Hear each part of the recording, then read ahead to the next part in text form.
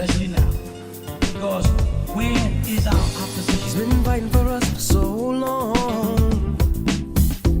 So many schools of thoughts we've been through, yeah, to keep us strong. So tell me, what is it that you're willing to do to make our dreams come true? Yeah, make our dreams come true. Been a long time coming, but now we're here. So won't you stand up and show no fear? For the master, master teacher. Freedom for the master, master teacher. Freedom for the master, master teacher. Freedom for the master, master teacher. Cause he's a man of the hour. They kidnapped him for building Tamare. He put his life on the line for us all. And for the truth, the lies must fade away. Fade away. It's been a long time coming. Yes, let's be strong. For the 7 seals are breaking. It won't be long to make our dreams come true. For a life that's new. Some are called and few are chosen. Said, how about you? For the master, master teacher. Freedom for the master, master teacher. Freedom for the master, master teacher. Freedom for the master, master teacher. Freedom for the master, freedom, master teacher. Freedom for the master, master teacher. Freedom for the master, freedom, master teacher. Freedom for the master, freedom, master teacher. Think not that we are earthborn, so come from earth we may be, but we are life on spirit, and without knowing we can never be free. For those online. Yeah. Yeah? Good to go. Cool.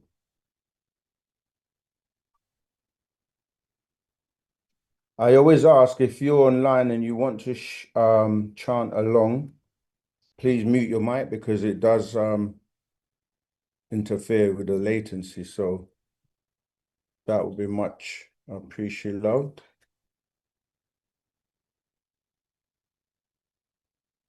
All right, here we go.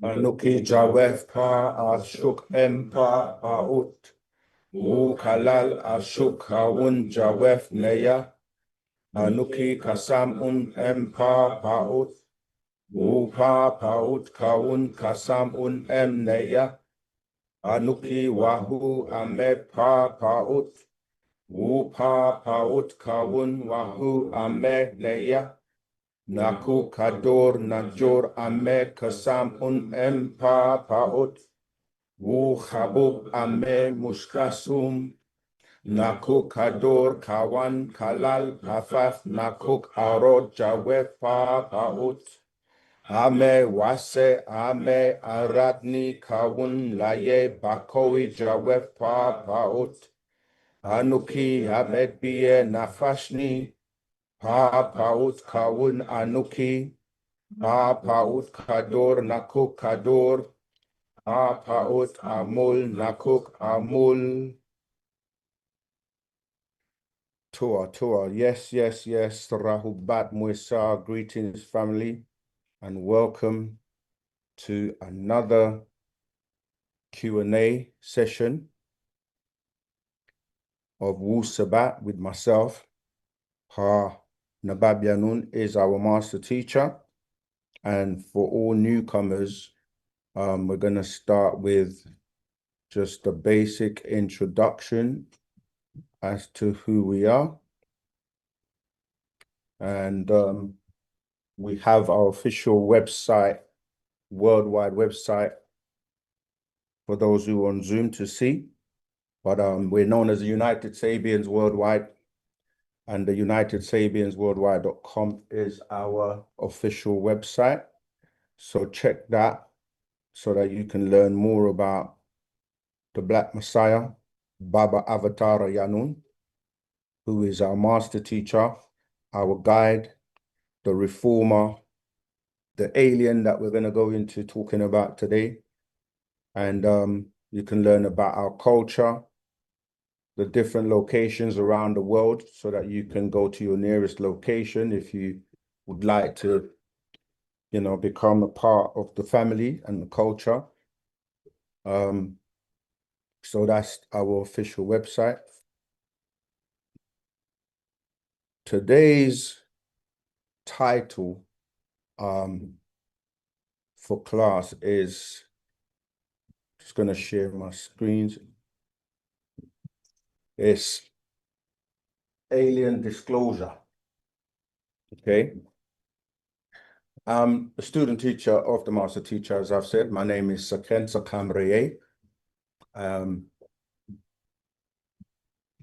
So yeah, we're gonna start to talk about alien disclosure, because this is a topic that is actually quite relevant at this day and time, because not too long ago, you know, the US government actually officially, greetings sister Rahubat, released the UFO files. Just to manage your expectations for today, this is the agenda. So we will be opening. So the housekeeping is, if you have a phone, please put it on mute or like turn it off if you don't want us to get distracted or disturbed. The chant, we just did the chant. So, okay, the housekeeping, the toilets are upstairs for all newcomers, right at the back. If you want to ask a question, if you don't mind just waiting whilst I cover some of the topic for class, write your questions down or just make a note of them so that when you have the opportunity, you can ask. Once I've kind of covered some of the material for today, I will probably be doing a series of these, this particular title, because there's so much information that I don't think we're going to be able to get through it in one class. So there may be a part 2, 3, 4. So when we chant, the chant is our way of invoking our ancestors, because we, you know, in our culture, we do nothing before we ask, you know, for them, for their guidance and so forth. Okay, so we just did the chant, and what the chant says is in our language, because of course a culture is nothing without its own language. So the tones you heard today was Miss Batia. It's known by many names such as Nuapic, Sabaik, and it's the language that was first spoken on this planet. And as it relates to the topic of today, it came from our ancestors from the stars, and it was spoken and is spoken in other parts of the galaxies, such as, and other planets such as Mars, etc., as well as obviously coming from Risk and Orion, or what Risk and Orion star constellation, as well as the Sirius star constellation. And it's an affirmation. In our language, we say Patakyud. And so it starts off by saying Na'ut Mugdad Baded Pata, Na'ut Muklas Baded Yanun, which translates as no God except Pata, no Savior except Yanun. Okay, let me bring up Rahubat Zamal Takutzwa. I'm bringing you up on stage so you can moderate, please. Right, so then Patakyod, it says Anuki Jawef Pa Ashuk Empa Paut, which is I am in the divine love of the all expanding. Wukalal Ashuk Kawun Jawef Neya, and all divine love is in me. Anuki Kasam Un Empa Paut, I am a part of the all expanding. wu papa ut kawun kasam emneya, and the all expanding is a part of me. Anuki wahu ame papa ut, I am one as the all expanding. Wu papa ut kawun wahu ame neya, and the all expanding is one as me. Nakuk kador najor ame kasam em papa ut, I can succeed as a part of the all expanding. Wu chabub ame mushkast and fell as an individual person. Nakukador kawan kalal pafaf nakuk dayor jawev papa ut. I can be all that I want in the all expanding. Ame wase ame dayorni kawun lakay bakoy jawev papa ut. As long as my want is to stay in the all expanding. Anuki yabed bi nafashni. I am never by myself. Papa ut kawun anuki. The all expanding is I am. Papa ut kador nakuk kador. The all expanding can, I can. Papa ut amul nakuk amul. The all expanding does, I do. All right, so that's our affirmation. Some useful resources for newcomers and those who don't take the time to go through these resources. They're on the screen for you. So I already mentioned the UnitedSavingsWorldwide.com, which is our official worldwide website.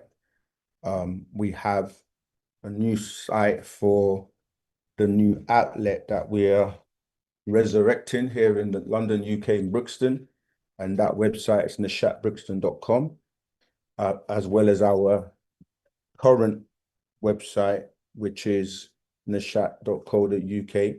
The connect page connects you to all like the schedule that we have for our classes and so on. All right.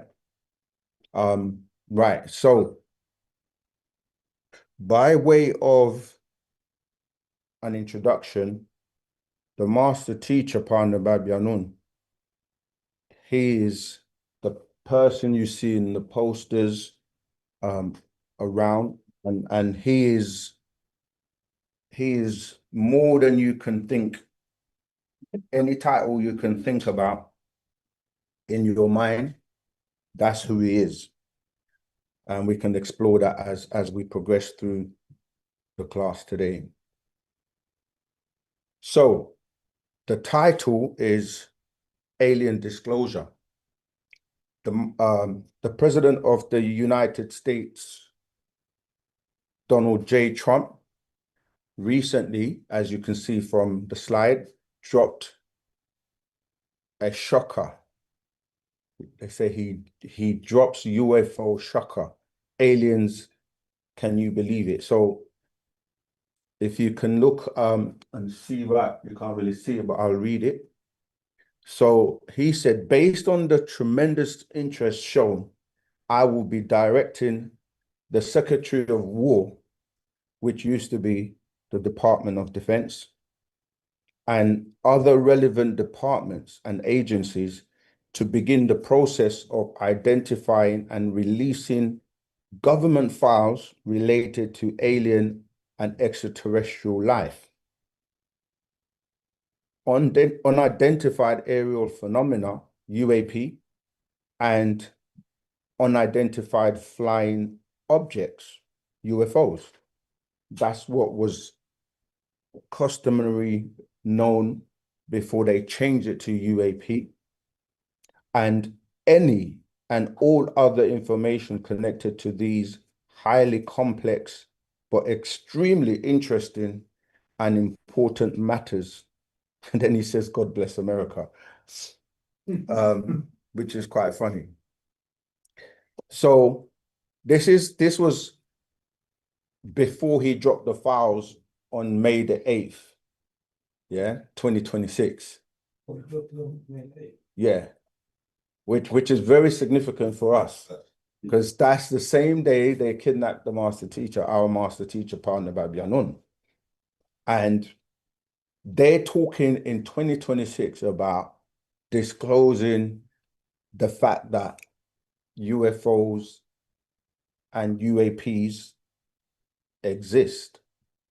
Okay, so now you look on social media and there's a frenzy. Everyone is now talking about, they're showing pictures with him with aliens, some aliens in handcuffs and, but they're like, how late are they? Because Parnabab Yanun has, from the time he arrived and officially opened the seventh seal in 1970, he was telling us he's an extraterrestrial from the planet Risk.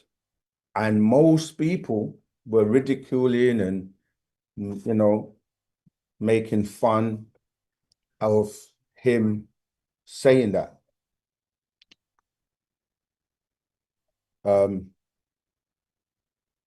Yeah, him saying that. People were saying, oh, it's not real. But a lot of people were afraid to say or talk about extraterrestrials or UFOs or now UAPs. Yeah, so the religious world completely didn't address it at all. And so now he's saying, Donald Trump, he's saying that UFOs and UAP exist. I'm just going to show you some books because we're going to touch on some of these books throughout the class and maybe the upcoming parts. This is known as Is God an Extraterrestrial? That's one of the books. I've got these actually come from Roswell. Oh, Roswell. Yeah, from the Roswell crash. This is when you go there, they do like visits and you can get these when you go there. So we'll touch on that. We'll touch on the Roswell. So I'm just going to run through some of the material that we'll be looking into as this course goes on. The Man from Planet Risk. There's a bulletin here that we had from, this is from 1992. And it says The Savior. I'm showing you all this because when we tell people that he came on the scene telling us, and you look at the back, you see most of the pictures you see a craft, right? You will always see a craft because, he's an extraterrestrial that came to this planet as a visitor. And we'll go into what his purpose is here, the Akasha records.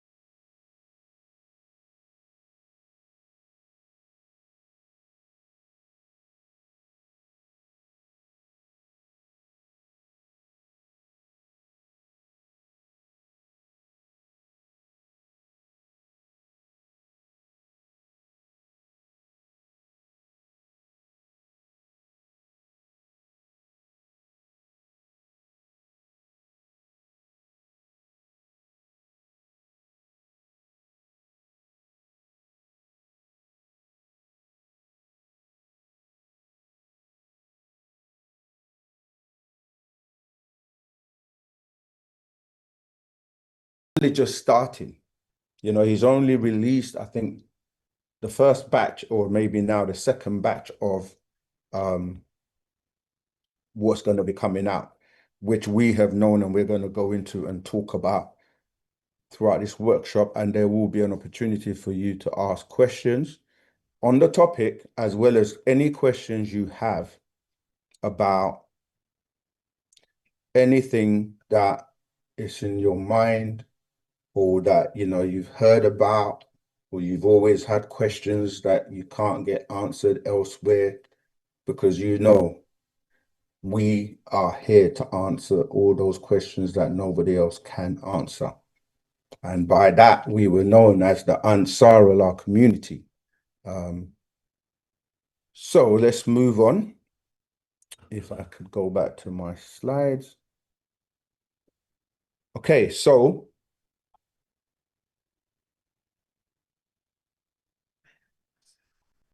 tour. All right, one second. Hold on one second, please. If your question's going to take me off topic, I'll have to save it till the end. But wow, there's so many people waiting. Give me 1 second. I've got to let all these people in. Oh, sure, I can definitely do that. Let me just make a few people hosts so they can assist me.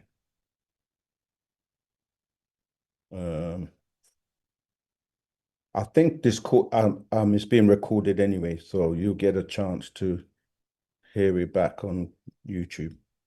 Right about everyone on TikTok, by the way. Where is he? I hope you guys are feeling good. We just had another workshop. This is why we were slightly a bit late than usual today. We had the each one teach one. Yeah, healthy, nutritional, vegan meals for those that are transitioning from eating flesh and just trying to live and have a better lifestyle. Okay, there we go. Right, he's done, yeah? Anyone else? Do I need to make host? Okay, tour. I hope you guys are enjoying the weather that we're having at the moment here in the UK. It's a rare occurrence, so when we get it, make the most of it, because most of us are deficient in vitamin D. I know I am. So definitely make the most of it whilst it lasts. Okay, right. So I'm going to go over the books again because someone said that we lost sound. So the classic, which I'll be reading from, or an excerpt from shortly, The Man from Planet Risk. Okay. So when we're talking about disclosure, and the US government and the world now are starting to come to that realization, they're being compelled, to be honest, because we always knew this day was going to come. The master teacher told us, like, you may think I'm crazy now, but the time is going to come. Sorry, I just showed the book and didn't say what it was. Is God an extraterrestrial? And I know my sister at the back has some questions about aliens, and we would say, see, most of these books, as you hear the titles, you should see there's a question mark at the end. Is God an extraterrestrial? So it's a question open for discussion. And because at that time, right, I'm just going to run through the books again. At that time, most people, that kind of a question was like, are you nuts? You know? But we're living in a day and time people had to catch up with us. The year 2000 and what to expect. Shambhala and Agatha, cities within the earth, because these aliens or extraterrestrials do live on this planet, inside the seas or the oceans, in the caverns on the earth, and in the skies. All right, I'm just making sure. Are there UFOs, extraterrestrials in your midst? This was published before and revised in 1995. I also mentioned Mission Earth and the extraterrestrial involvement. Okay, so Mission Earth and the extraterrestrial involvement, because when you say the word planet, you literally can hear plan ET. Plan ET. It's an extraterrestrial plan. So this was seeded by many different extraterrestrials. I mentioned is designer genes, because now the technology is about DNA and how they're creating designer babies and manipulating DNA. Okay, I also touched on these social media platforms. Right. This is plot of aliens. So intelligent design, divine design, or plot of aliens. Yeah. Live visibility restricted. Yeah, they're trying to stop our message going out, but it will never stop. What else did okay, I touched on the Akasha records. All right, that's another major scroll. Okay, if I've missed anything out, re-watch the video on the replay. All right, let me make co-host. All right, can all my co-hosts and admins please keep an eye on the people coming in the room, because I get engrossed in the topic and I forget to check that people are waiting to come in. So I'll really appreciate love if you guys could take care of that for me. Tawua. Okay, so back to the slides. Right, so Yanun, the alien. So when they show you, in fact, let me go back to my very first slide if I can. If I know, don't worry, I'm gonna come back to it. In this disclosure, they show you, give me 1 second. Just want to show you. I'm going to go back to my first slide and then come back to this. They've decided to let you know that the four, if you can see over there, the four, in fact, let me get a better picture of that. Let me give you a better picture. Relax, we're gonna walk through this slowly because it's a lot to take in, especially if it's new to you. So you just stay with me.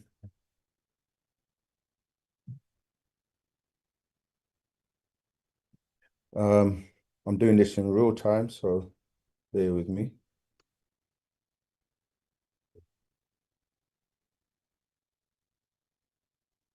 In my previous life, I was a IT guru, so I like to do things in real time. Okay, I want to show you a better pic. There you go, a better picture of those four aliens that they've decided to tell you about. Okay, here we go. Right. So let's go.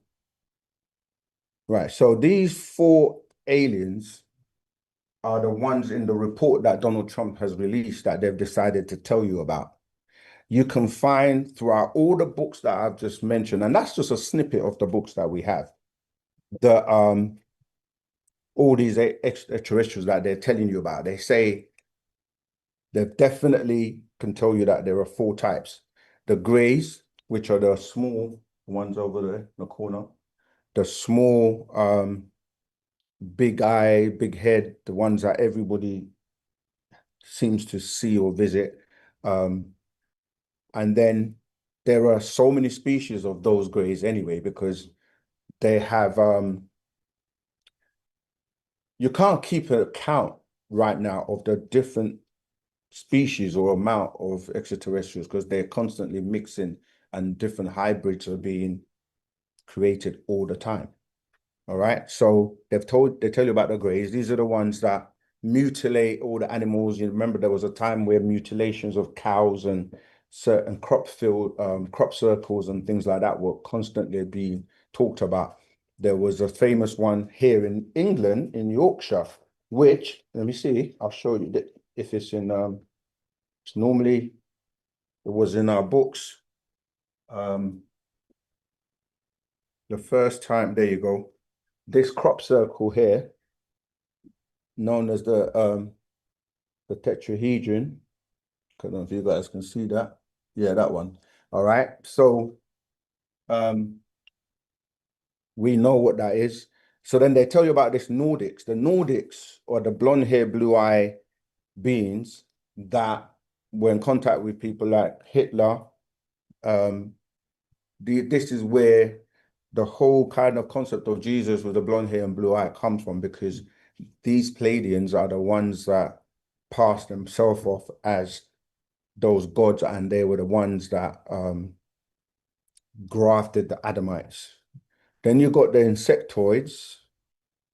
We speak about those also as the mantis beings. Then, of course, the reptilians, which are now being shown on most social media and TVs, right? So there's different species of reptilians. Again, there's a reptilian right there on the front of the cover of that scroll. Okay, and this goes again back to see what date this one was, if there's a date, but it's in the 90s, early 90s. Okay, so any questions so far? Go ahead. Please use the mic. Say it. As long as it's not too off topic, because I really do want to get through. Okay, go ahead. You said the Pleiadians. Please speak. Right? Mm-hmm. Why? What was? I remember you mentioned the story on why they grafted them, but I don't remember. That mic, I don't think the mic. Tap it, let me hear. No, it's all. Okay. Hello. That's better. Right. Go ahead. Repeat your question. Yes. Why did they create the Adamites? The Adamites, yeah. For food. Put food against food, because you said they were being attacked. There will be the Pleiadians themselves were being eaten by the reptilians, or a species of reptilians known as the Draconians. And which one? Yes, but that's one of the species. But yeah, they were being eaten. So they pled with them to say, like, if we give you something else to eat, would you leave us alone? And they agreed, and they made a deal. And so they grafted them to be slaves or workers, as well as for food. Okay. And that started with Adam and Eve. Okay. Well, when you're saying Adam and Eve in the biblical story, you're given an account as if it's one person or two people, but it's a tribe of people, because if you read it properly, it says, let us create man in our image and in our likeness. And then it says, create he, them. So it's not one person, but the illusion or the distortion of the story becomes one person, who is Adam as a man. And then they lie to you and say that a rib was taken from him to create woman, which already is back to front, because everybody comes from a woman, not the other way around. Yeah. All right. The rest of the questions, jot them down and wait till we but yeah, so going back to Parnabab Yanun. Yeah, no problem. So they showed you those 4 extraterrestrials, but you never see, or they never talk about the black extraterrestrials. You hear some, bits and pieces, like when people have experiences where they've been abducted, or they remote view, or they travel interdimensionally, or go to different realms, and they tell you that they meet black, tall extraterrestrials. That's because our ancestors that you're seeing on the screen are Tawatak. Oh yeah, this is another classic. Thanks for bringing that. This is extraterrestrials and creation, because what you're calling creation, and everybody always says, oh, God created everything. It was the extraterrestrials that were creating that we're talking about. But yeah, so they don't mention our ancestors, who, no matter where you go in the cosmos, whether it's in space, different planets, here on the planet Earth, the Nagaru, or what we call the Negroid, or our ancestors, are first. They always have been. You have to take the root or the DNA that already exists to make other things. So if you look at the races on the planet, even though you have what people consider Caucasians. Then you have the Asians, or, you know, what we say, the Mongoloids. So you've got the Caucasoid, who's the Caucasian, the Mongoloid, who would be your Asians, and then you have the Negroid, which is us. Those are the three root races. And now, scientifically, anthropologists have done DNA tests because the Human Genome Project, which around 1953, deciphered the DNA of everyone on the planet.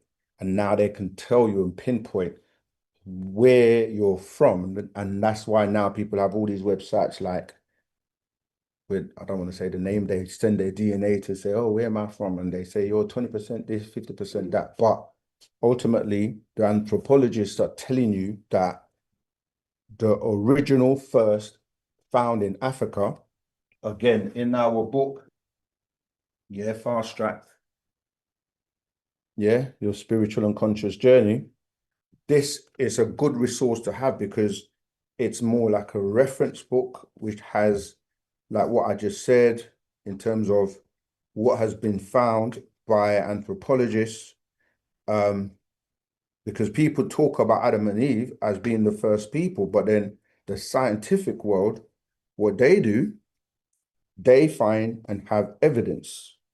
You know, evidence is what people that are seeking truth go by, because you can't go to court based on belief. You have to provide evidence. You can't accuse anybody of anything, or yourself try to win your case, if you have any case at all, without presenting any evidence. I'm trying to find the page now. In this scroll, I read it such a long time ago, but I've got to, here we go. If you look on, for those who have the scroll, for those who don't, anytime I want to find, maybe I should let you look for it for me. The classification of what has been found in terms of fossils to prove, oh, here you go, right, I've got it. For those who have the scroll, it's on page 30, right? Where you have, I'll give you the dates. The first kind of artifact that was found was in 1924 AD, 2.5 million years old, right?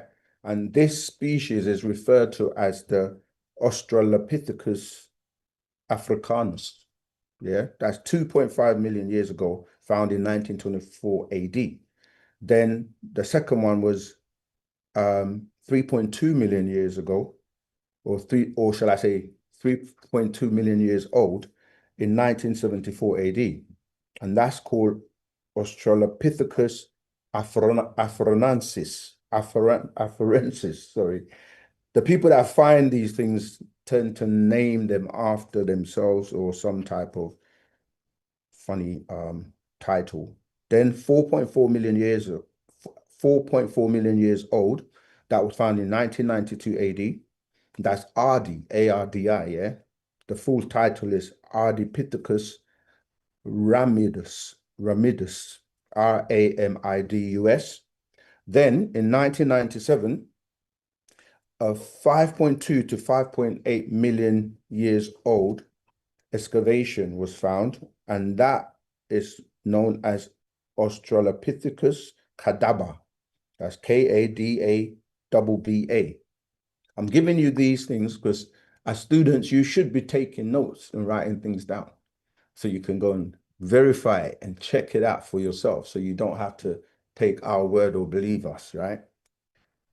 And then you've got, in the year 2000, which was not too long ago, a 6.1 million years old was found, and it's referred to as Aurorin, some of these words, Tugenensis.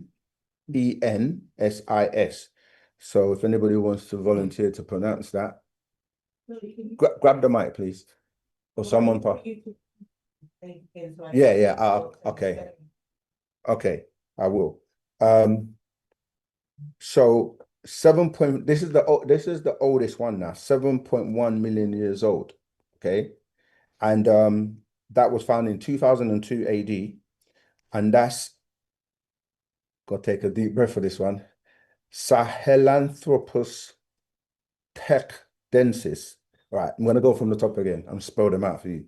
So 2.5 million years old, discovered in 1924 AD. That's Australopithecus africanus. That's spelled AUSTRALOPITHECUS and Africanus AFRIKNUS. Okay, then the second one, 3.2 million years old, 1974 AD. That's when it was discovered. And it's the same again, but the Africanus changes to afarensis. That's AFARENSIS. All right.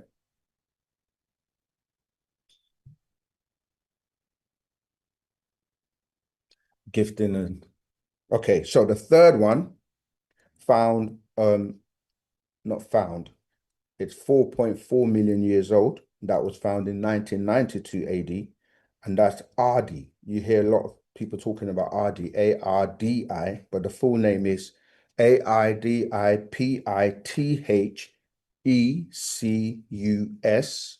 And then the second part to that is Ramidus, R-A. Sorry, spell the first part again. AR, let me slow down. DI, just I've got so much information to try and get through. ARDIPITHECUS.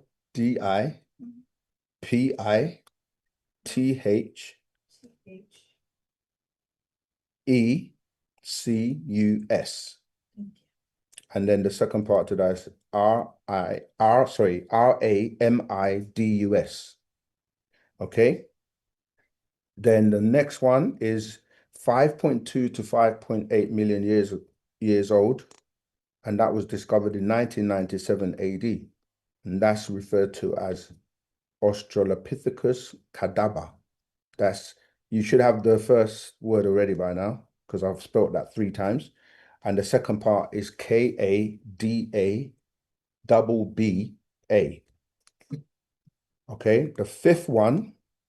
Now, this is going back 6.1 million years old, and that was found in the year 2000 AD, and that's Aurorin, that's ORRINTUGENENSIS. All right, the last one, 7.1 million years old, and that was discovered in 2002 AD, and that's spelt SAHELANT.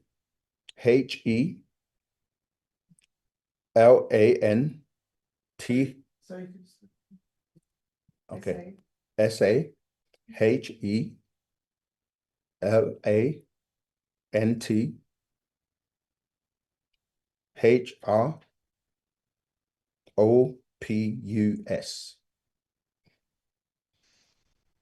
Got it? And then the last part of that word is TCHADENSIS.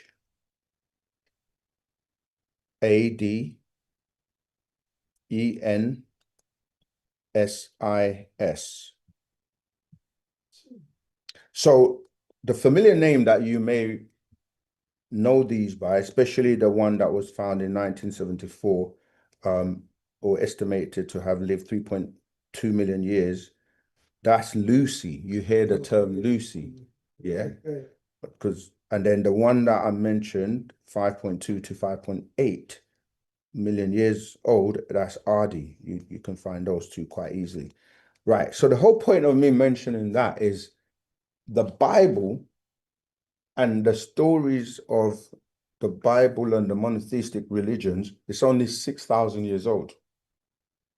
So if life began with just Genesis and what it says, and if the Bible is only 6,000 years old, but that scientists are finding things that are going back 7.1 million years old, that should tell you that that Bible is so tiny in terms of what it knows and the information.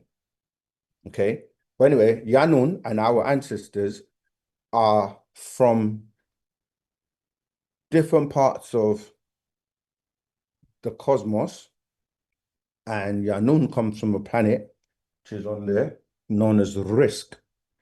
Yeah, it's the 8th planet in a galaxy known as Ilion, and that star system is a tri-solar system, meaning that it has 3 suns. So here on the planet, we are part of a solar system that has 1 sun or 1 major sun, and the planets rotate around that one. Okay, so when he was saying this back then, saying where he comes from, people were saying that he's crazy. There's no such place. And then later on, obviously, scientists started to discover tri-solar systems. So he's known as Yanun, who's the 19th elder. And those other beings you see are also Riskians. Okay, so I'm going to read something from Man from Planet Risk, because the title of the book is talking about him and him being the man from Planet Risk, an extraterrestrial. So the disclosure, we had disclosure from 1945, because when was he born?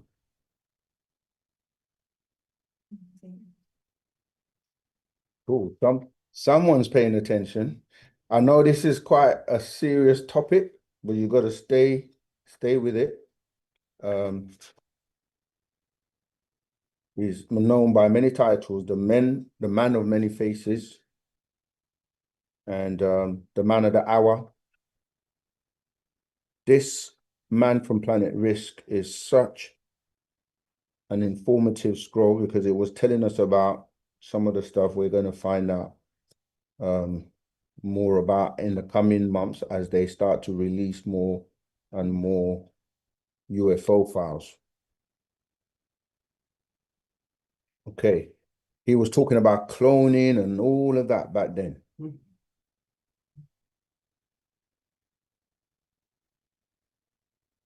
Okay, and I think it's page 23. Okay, here we go. Yeah. Right, so on page 23, I'm not going to read the whole scroll, obviously. There's a question put to him, and the question says, you have been teaching on disputable facts for over 25 years. Obviously, that was back then. How did you manage to learn and teach so much information for the amount of years you have? Because he was in his 20s then. He says,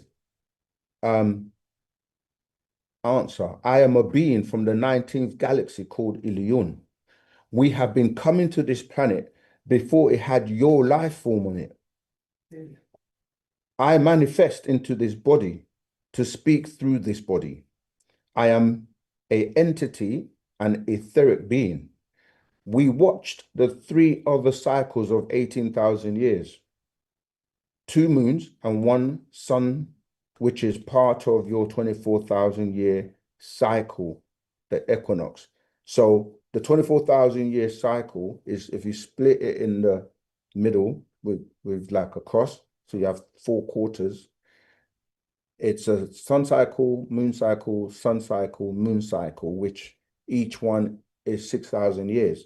And then it makes one complete rotation, and then the cycle begins again. So where he's saying that we watched the 3 other cycles of 18,000 years, he's saying that, you know, you went from that sun cycle to that moon cycle to that sun cycle. And then the last one, which is the moon cycle that we've just come to an end from, which led, remember I said the Bible's only 6,000 years old. So that last quarter is where the Bible and all these books and religions came in. And so from that 4004 roughly to the year 2000 AD was the end of that last 6,000 years. So anyway, he says, which is part of your 24,000 year cycle, the equinox, the removal of the dust cloud from the light to dark, from light to darkness, then to light again. So He says, I incarnated into this realm from time to time. My incarnation as an Illa Mutajasid, all right? Or Avatara. Now, that picture you see in the middle with him holding the staff, right? That's when he came, and the word Illa Mutajasid is an Arabic word for an avatar, right? Or an incarnation, a being that incarnate. And then what did they made? They made a movie, The Avatar, kind of showing you the same thing. Okay, so he says, my incarnation as Anila Mutajasid or Avatara was originally in the year 1945 AD. That's why I said our disclosure goes back to 1945.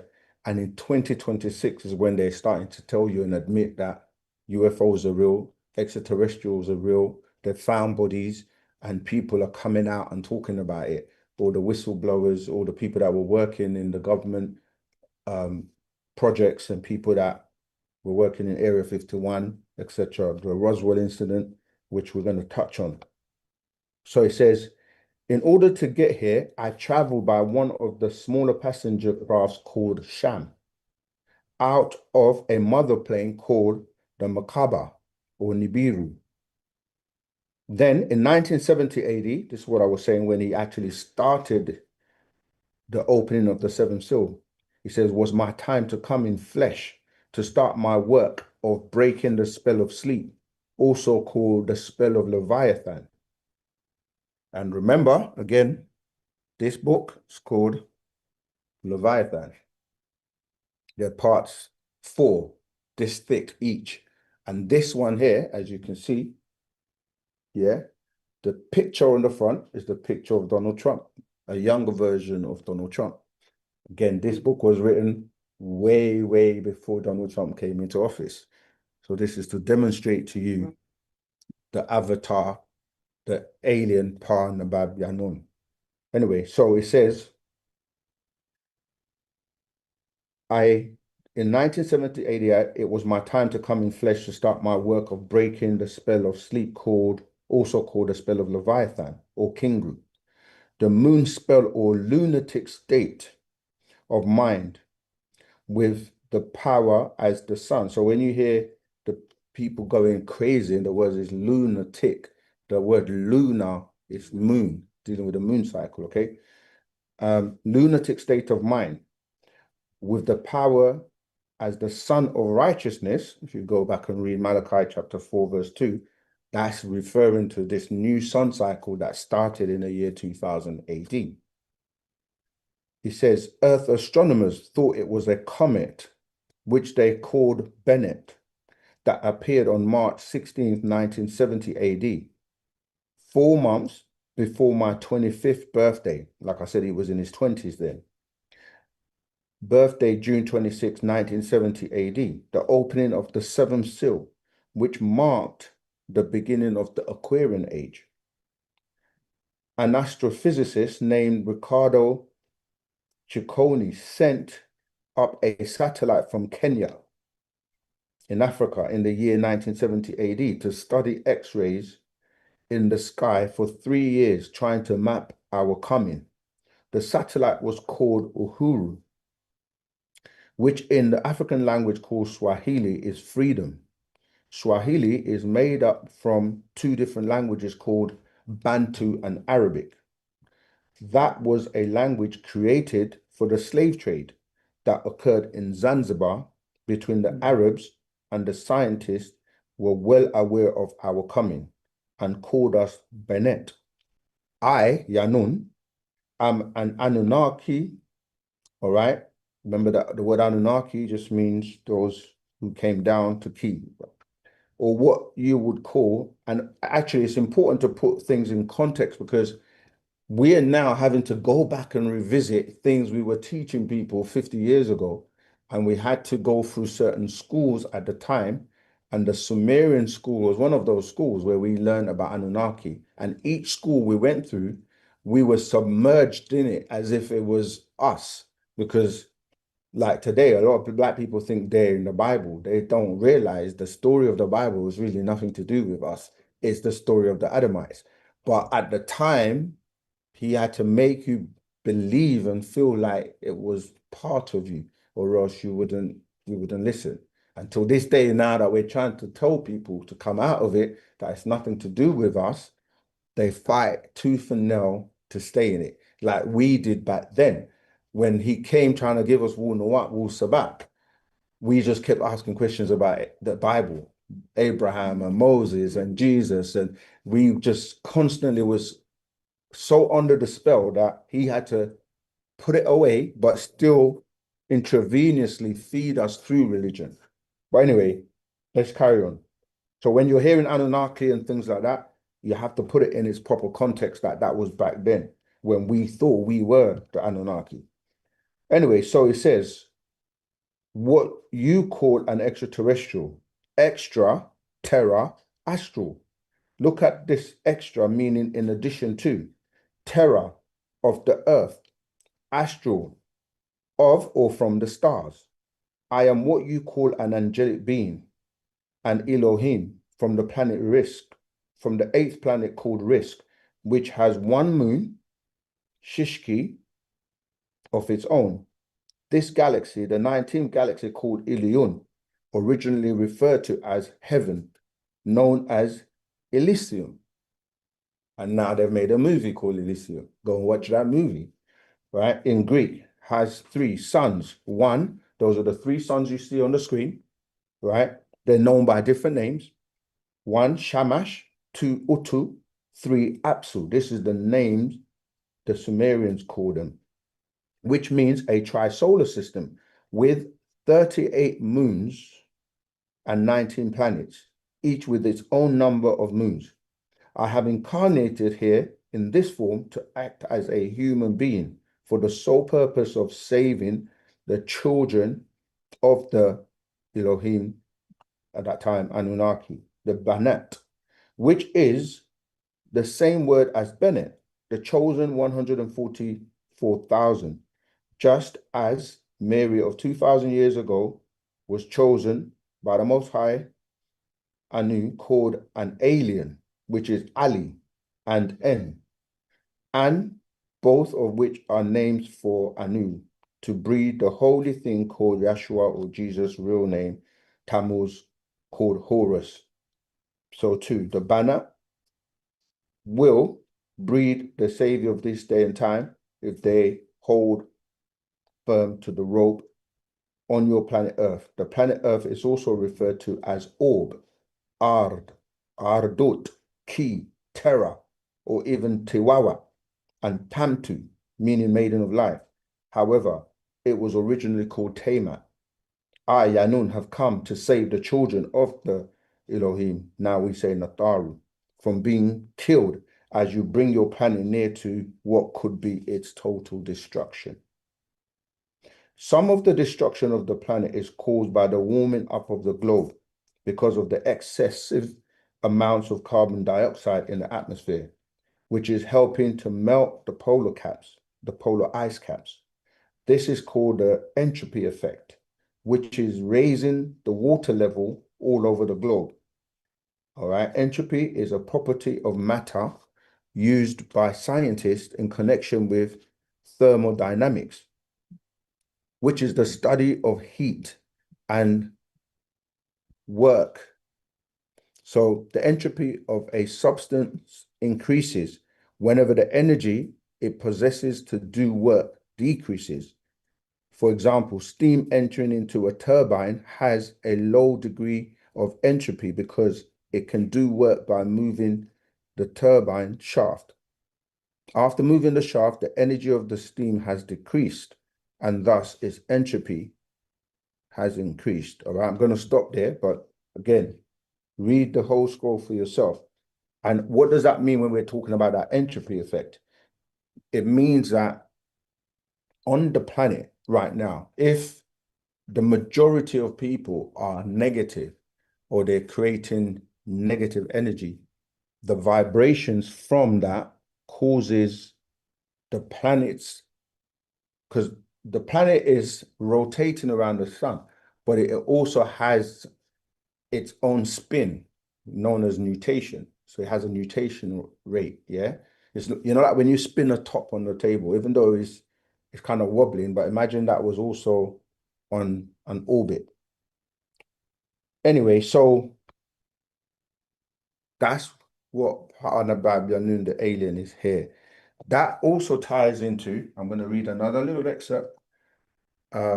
If you have a burning question, like at any point, something really like you want to say it, just say it. But I'm going to read a little bit from the Akasha records where it goes into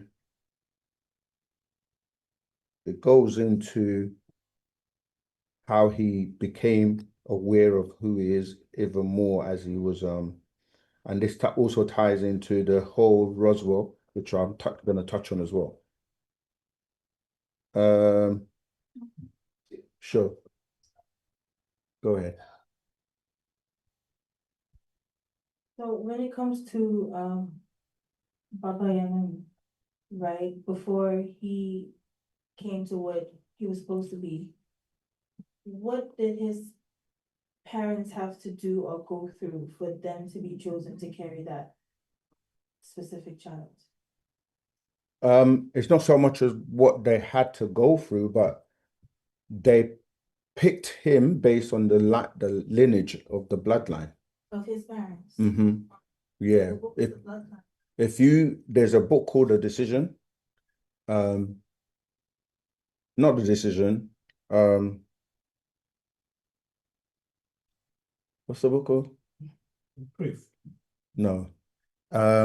We have it upstairs.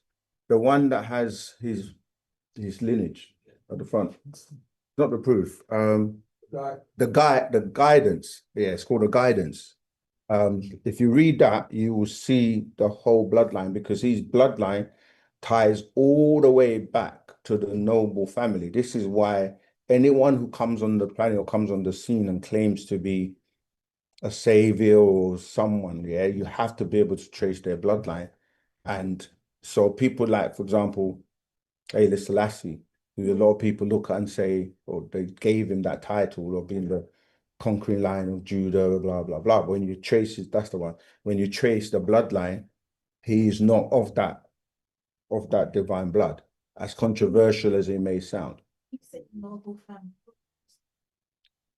I'm saying like, okay, let's say in the Bible, they will give you a lineage of, like, for example, Mary comes from the lineage of David.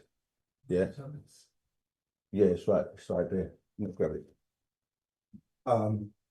Yeah, it's a lot of information, and I don't want to digress too much off the topic, but you know, like everyone, you see, like how the Luciferians, like most of the presidents that you see today, going back to the topic of Donald Trump, they all are related because they maintain a bloodline. So they keep the people in power. They all have to have some type of connection in terms of their family. It's the same with us. When you go back to all the prophets and all the people that you're talking about, there's a bloodline. So, like, for example, Ishmael and who people will call the Israelites, they're actually bloodline, they're related. So the Ishmaelites come by way of Kedar and Prophet Muhammad, they all come from that bloodline. And as well as the original Israelites, not because there are a lot of imposters now. So even like, for example, what people look as those people that are running the world today, they are Jebusites because they're part of the bloodline of Canaan as the 11 sons of Canaan. So they're Jebusites, but they try to claim that they're of Judah, but they're not from Judah because they relate to Jebus and the 11 sons of Canaan, who are really like European Russians from, you know, the Khazars and all of that. So they're not the original Jew. They've supplanted themselves in that position. Yeah. So anyway, did you have a question, sis? Yeah, go ahead. Bennett, you mentioned Bennett before. Yeah. If you can, can you explain what Bennett is? Yeah, that's what the satellite, they thought it was a satellite, but it was a craft, but it's a bloodline again. The children, let me see if I can just go back to it. Yeah, so he actually did explain it. He said that when he arrived in that craft, they thought it was a comet and they named it Bennett. Okay.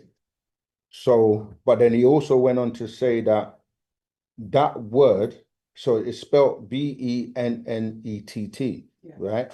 But then that word relates to BANAAT, right? Which is the same word as Bennett, but that is talking about a particular seed of children of who make up the 144, will make up or make up the 144,000 children that would be chosen and to receive back their powers or their barothry gland. The sister at the back would like to ask a question. Okay, yeah. All right. So the planet, everything vibrates anyway, no matter how tiny it is or how big it is. So if you're putting negativity, okay, let's say think of a good example. Okay, your being is composed of more liquids than flesh, yeah? So imagine I had water in a glass, and there's been an experiment by Dr. I think is Omoto that's done this experiment, right?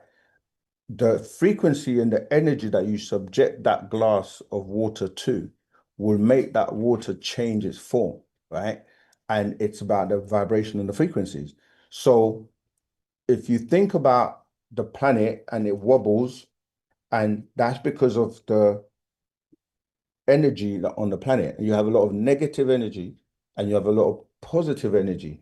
So if you subject the planet to a lot of chaos, negativity, murders and violence and all the negative stuff, that those beings that want the planet to have that vibration and the people that are vibrating on that resonance, they just creating chaos that makes the planet in the on calm state, and it can actually make it to the point where it actually can destroy itself. It's like if you put a lot like sound to glass, certain tones can smash the glass. So on the planet, you got these reptilian beings that we mentioned before, and their children, the Luciferians, that they push a lot of negativity, like fast foods, everything's fast, and things that are not natural by natural nature. They've changed the music from natural instruments to like all digital. Everything is by design to feed your disagreeable nature. So you act in a disagreeable state. Now imagine that multiplied by 8 billion people on the planet. So music is constantly being played on the radios, on the TVs, but the people behind the music industry, they know what type of music to push. You see, so all that noise, all that chaos, all that violence, all the wars, all of that is just harming the planet. Whereas if you then change it to the other side, change the polarity, then you be peaceful, calm, eating and treating nature well. So then it will make the planet more healthy. So it's kind of like balancing. They came to guide us to raise our frequency. That's right. Yeah. The negative. The negative of the planet. And to do that properly, you have to remove the beings that are causing that to happen. And these are the 6 ether forces. And it's not just physical, it's spiritual, mental, physical, all of it all at once. So but when we say part of the all, that's true, but if we're on this planet, you're not seeing the bigger picture in the cosmos. So it's really about the planet that we're in. It's like if you think about a microwave, the microwave is contained And it's not what is outside of it, it's what's inside of it. Those rays that are like when you put what people call, they put flesh into it and then they use laser to try and heat it up. And all the laser's doing is making those molecules vibrate in a way that the friction is rubbing to create the heat that makes the food appear to be cooked. But all it's doing is killing it because it's killing all the nutrients because you're actually using very inflammable Microwaves? yeah, but there's a term I was looking for they radiation, that's the word I was looking for. It's harmful radiation. And then all you do is you kill everything that is healthy and natural in the food, and then you eat it.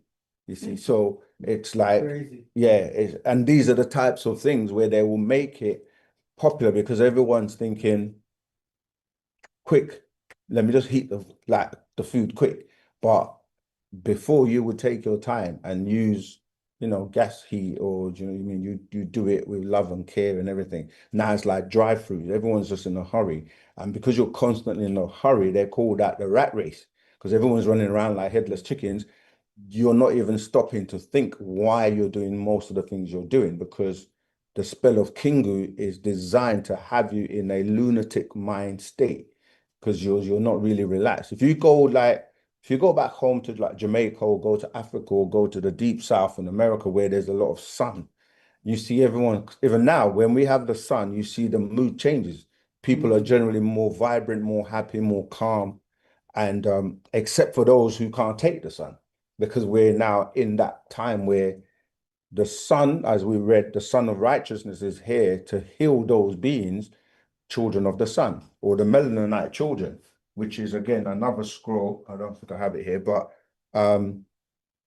those that it will agitate because they can't, they're melanin recessive, so they have to go back into a cooler climate.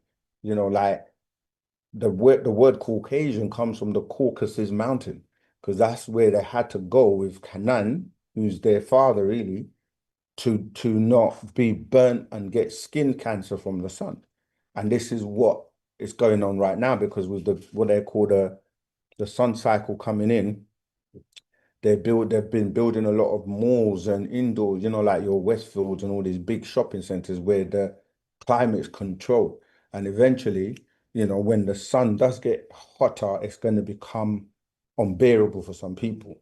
Even like people get heat strokes and they get melanoma, which is skin cancer. But I know I've kind of gone off a bit, but I hope that helps you. Yeah. Yeah, Mhm. Please use them. we just got to ask that as well. Yeah. To say Yeah, also- because they're not knowledgeable about who and what they are. It's I don't think it's on. Just as a yeah, there you go. I also wanted to ask about, you said him being from Planet Risk Yeah, and coming to guide us to raise our frequency. So does it also mean that within us, we are also from other planets? And it's absolutely. for us to get Yeah, in touch with that aspect of us to help that's right. create this entropy effect to balance Yeah, things out. because once you transform, this was called a transformation. When you start to realize what's happening, you will be like, I don't want to eat that anymore. I don't want to eat blood meat. I don't want to go to the churches. I don't want to go to those raves and be out all hours of the night. You stop smoking, you stop drinking, you stop doing certain things that are bad for your being, not your physical being, even though it is bad for your physical being, but it's more about your internal or the real you. And this is what it's about. So when people come across Wu Sabat or they hear the master teacher's tone or they read the scrolls, it activates something in you if you're one of those people. This is why it's not a religion. It's not like you get dipped in water and now you think you're saved and you're going to a place and that's it. And then you just carry on living your life anyway. So that's the way they distort things so people fool themselves, thinking they've got their ticket and they're going to heaven until that time comes and they realize there is no place like that. You've got to do the work. You've got to decide how you want to transform yourself. And so, yeah, that's what his job is. He's here to help those who would listen transform themselves back into being the gods and goddesses. We want to use those terms that that you really are, and you are a supreme being, but you just don't know it. So that's why we're here as student teachers of the master teacher to help. All right. Okay, so we've got to keep moving because I know I can see time's going to slip away. All right, so go back to the slides. So we've been putting out a lot of information about aliens. So, you know, go on OSM Vision. These are just some of the videos that we've covered, especially even though they've shown you only these 4 in their report so far in the files, we already did a video showing you 33. And this is called 33 aliens you need to know and how they relate to humans. But oh yeah, I wanted to you guys sidetracked me. I wanted to read from Akasha Records and from I'm just going to read. This is all to put everything in context as we discuss this alien disclosure. So he says, I'm going to read from page 19 and I'll go from 95, verse 95. It says, as a child, I did not speak one madat, word or sound before the age of 4 years, 4 months, and on the 4th day. On that day, I spoke for the very first time to the shock of all who thought I was mute. Right. So he says, at age 9, I had my first visit by 4 greys. Right. So we showed you what the greys look like. Krill. Again, on our website, for those, if you want to actually, yeah, I won't digress because I'm gonna run out of time. But on the United Sabians Worldwide website, you see all these aliens and the pictures, or if you watch the video I just mentioned. But anyway, these 3 greys that visited him were called Krill. Krill is male, Sa'at is male, and then there was Aloma, female, right? And he says 98. One Arima, female, was Katula, killed, shot in Kentucky by a white farmer. Then in 99, I met them in New Jersey in the year 1953 AD at age 9. From that date, which I was taken for 3 days and nights and returned. Over the years, they have come to me right up until now. 101, I even have a hybrid Sawatat daughter named Lukhat, who comes and speaks with me when I think of her. 102, well, it is me. What I'm about to tell you is the truth, Sawat, truth. You must let it be known. It is Wakut, time. I know you would doubt this. Hakhe, story. I know I would if it was not me, myself. I'm going to tell you something I never told anyone. 107. Sorry, I'm skipping the verse numbers, but if you want me to read anything back, just let me try and be more disciplined. 106. I'm going to tell you something I never told anyone. 107. My very first encounter with the Thalu Mukhmeu, the 3 aliens, was October 12th, 1955 AD. I was 10 years old in Teaneck, New Jersey. It was night. I was coming back from Brooklyn, New York, seeing Yassar family.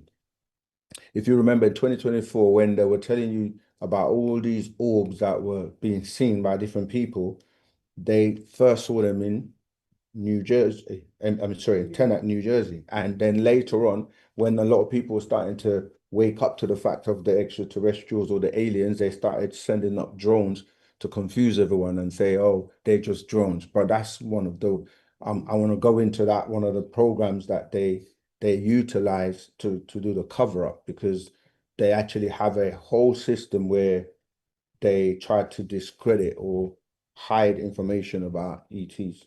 This is going back.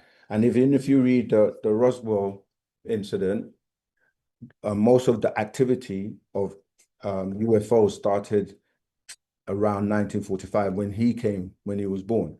And 1947 was the Roswell case. So around from the 40s, mid 40s is where a lot of this activity started to be known.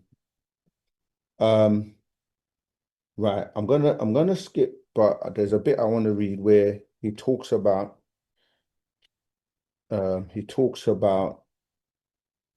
they would abduct him and then, you know, like for example, put probes in him and his nose would be bleeding, etc., etc. And this is something common when people are abducted, they get lots of inserts and chips put in them because they want to track them and they have technology that they can continuously read you. And a lot of that alien technology is becoming used every day now with all these devices and everything that we have. But the bit I want to read you, here we go. Right, I'm going to skip to page 22, where it talks about him. I'll go to 1-4. I want to go to 142. From then on, I knew who I was, my race.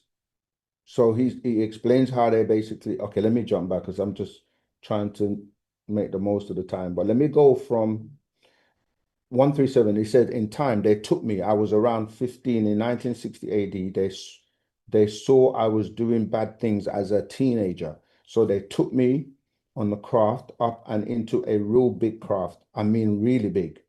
There I met my own race, right? So the race I showed before, I'll just read it and you remember the picture. I met my own race, Murzaku, Riskians, who are 9 feet tall, dark-skinned and kind eyes. 138, they taught me, yet I would Nasoy forget, or I thought I forgot things and went on as a teenager. I felt it were dreams. 139, by 1963 AD, I knew I was not like others, yet I did not want to be different. I drank wine, hung out with friends, ended up in reforming programs for 3 Shamut at years. 1940. In 1967 AD, I was home and I was told to find Sheikh Dawood. He would tell you what you are. I found him at 143 State Street, 141. He told me I was there in 1957 AD.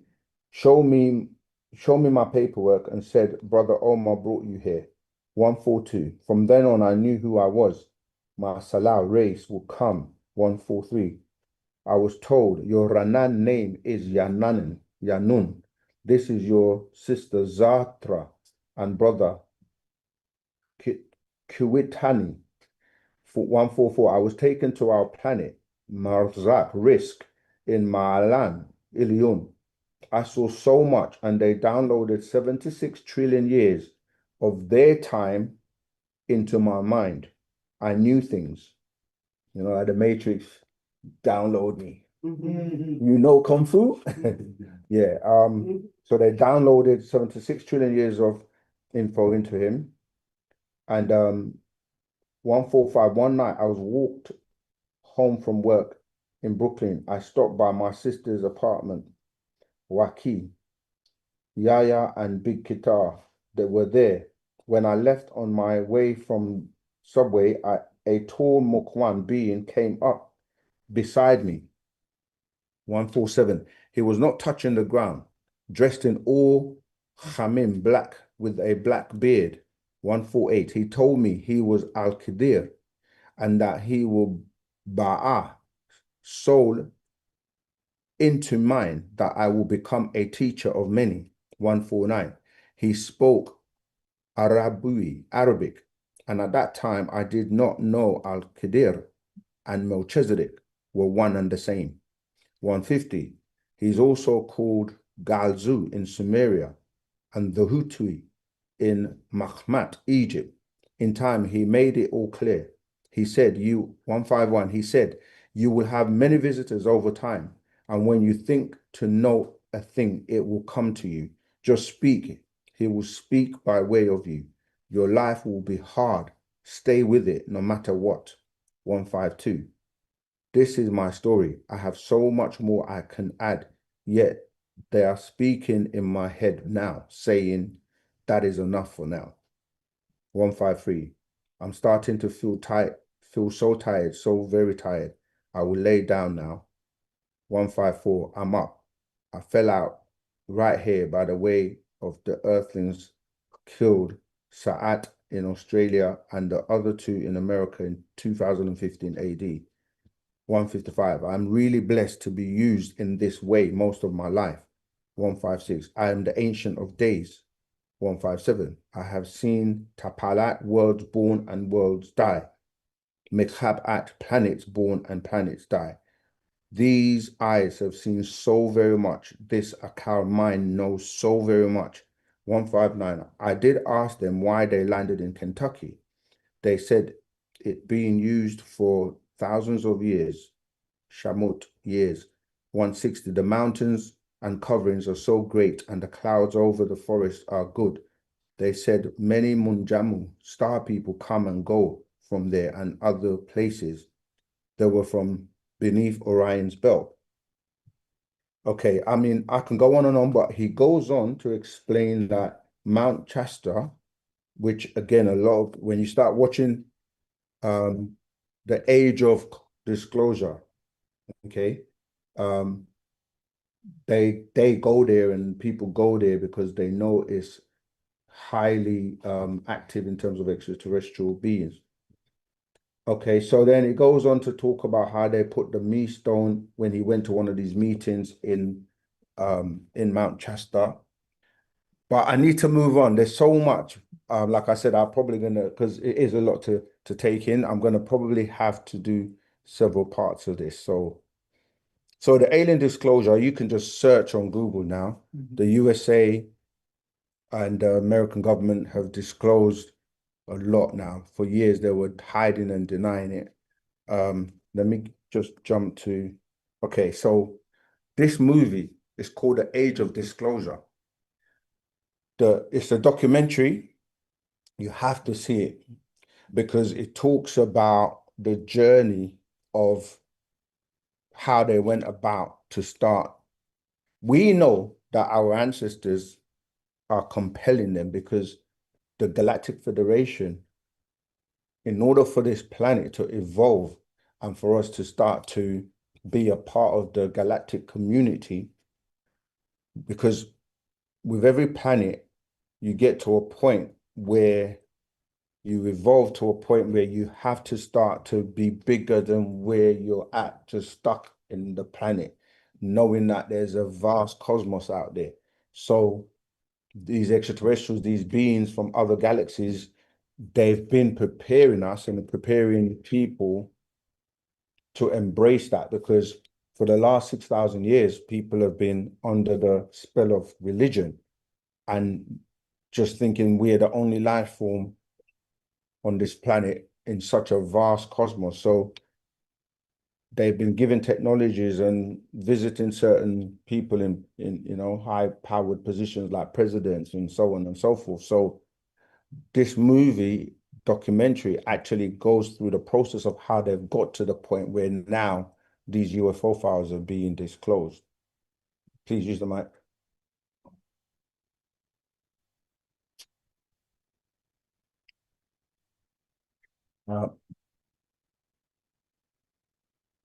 Keep asking myself the The question. mic's not on. Can we just leave it on? Because people keep forgetting to turn it back.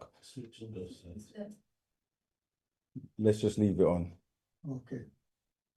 Right, go ahead. Okay. When is the, how can I say it? When is there gonna be unlimited energy? Because I thought by the year 2000, we would have unlimited energy and therefore money would become meaningless. Yes, we are building up to these things, but it's part of what I'm going to cover. But we are building. This is what we're saying. Like when you really start to look at how people have been kept in the dark for so long, it's because things like money is a construct that is used to control people.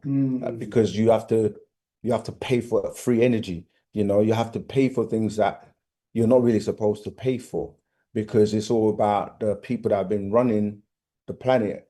Because it's about capitalism. It's about profits. It's about control. It's about, taking things.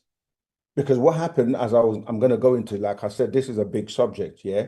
A lot of the people that were working in these government programs that have been hidden, because people leave and they change, they take some of the technologies and then they take it into the industry world, into the capitalist world, and they then use those technologies to make money and then control other people. Whereas, um, people like Nikola Tesla and many people were talking about this because he himself, he's an alien. He's an extraterrestrial. So there are many things to be disclosed. That's what I'm saying but of course, they're not going to disclose and tell you everything all at once. So let me carry on, because we're gonna touch on that. So if you watch this movie, yeah, The Age of Disclosure, you will find out the whole process of them going through the people that were like, we can't keep lying to everyone. We got to tell them the truth. Okay, so there are touching on your question, Elder, there are things called they're like about 5 or 6 things called the observables, right? Meaning that when people that knew about this information were starting to look into it, they realized there was a program called the Legacy Program, right? We're going to look at that in a minute. The Legacy Program was run by, like I said, from about around in the 40s, mid 40s, where they've been gathering information for over 80 years. They've got over like hidden information that was hidden and not disclosed to the public. Things like actual alien bodies that were discovered, and that you will find in our books. A master put the pictures of this back then, right? Things like, the biggest secret has been to hide UAPs or UFOs from the public. And the observables are like, number one, it's something called hypersonic velocity. Hypersonic velocity is like how these crafts operate. Yeah. So if you think about it,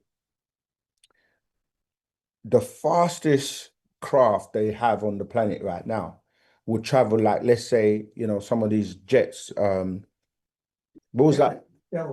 Yeah, no, yeah, stealth, but stealth is even obsolete a little bit now. But what's that movie like Top Gun? What's his name? Tom Cruise? Yeah, but what's the flights they were flying? Like jets, they scrambled jets, right? But anyway, they go at the fastest 4,600 miles per hour. The crafts that they've been seeing recently, they travel at 40,000 miles per hour. So when we're saying hypersonic velocity, that's what we're saying, like how a craft can travel at that speed. Then you have something called instantaneous acceleration.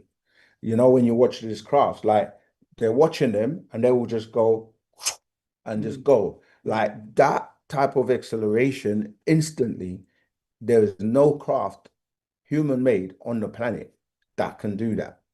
Yeah, so it's like if you think of a plane, when a plane is trying to do a maneuver to turn around, it kind of goes like this and then turns like this and then goes all around and then it turns the direction. These crafts, they can go so far, stop and turn at 90-degree angles. So they can go like that is again something that is alien. Yeah. And they can do that traveling at speeds of like 10,000 times faster.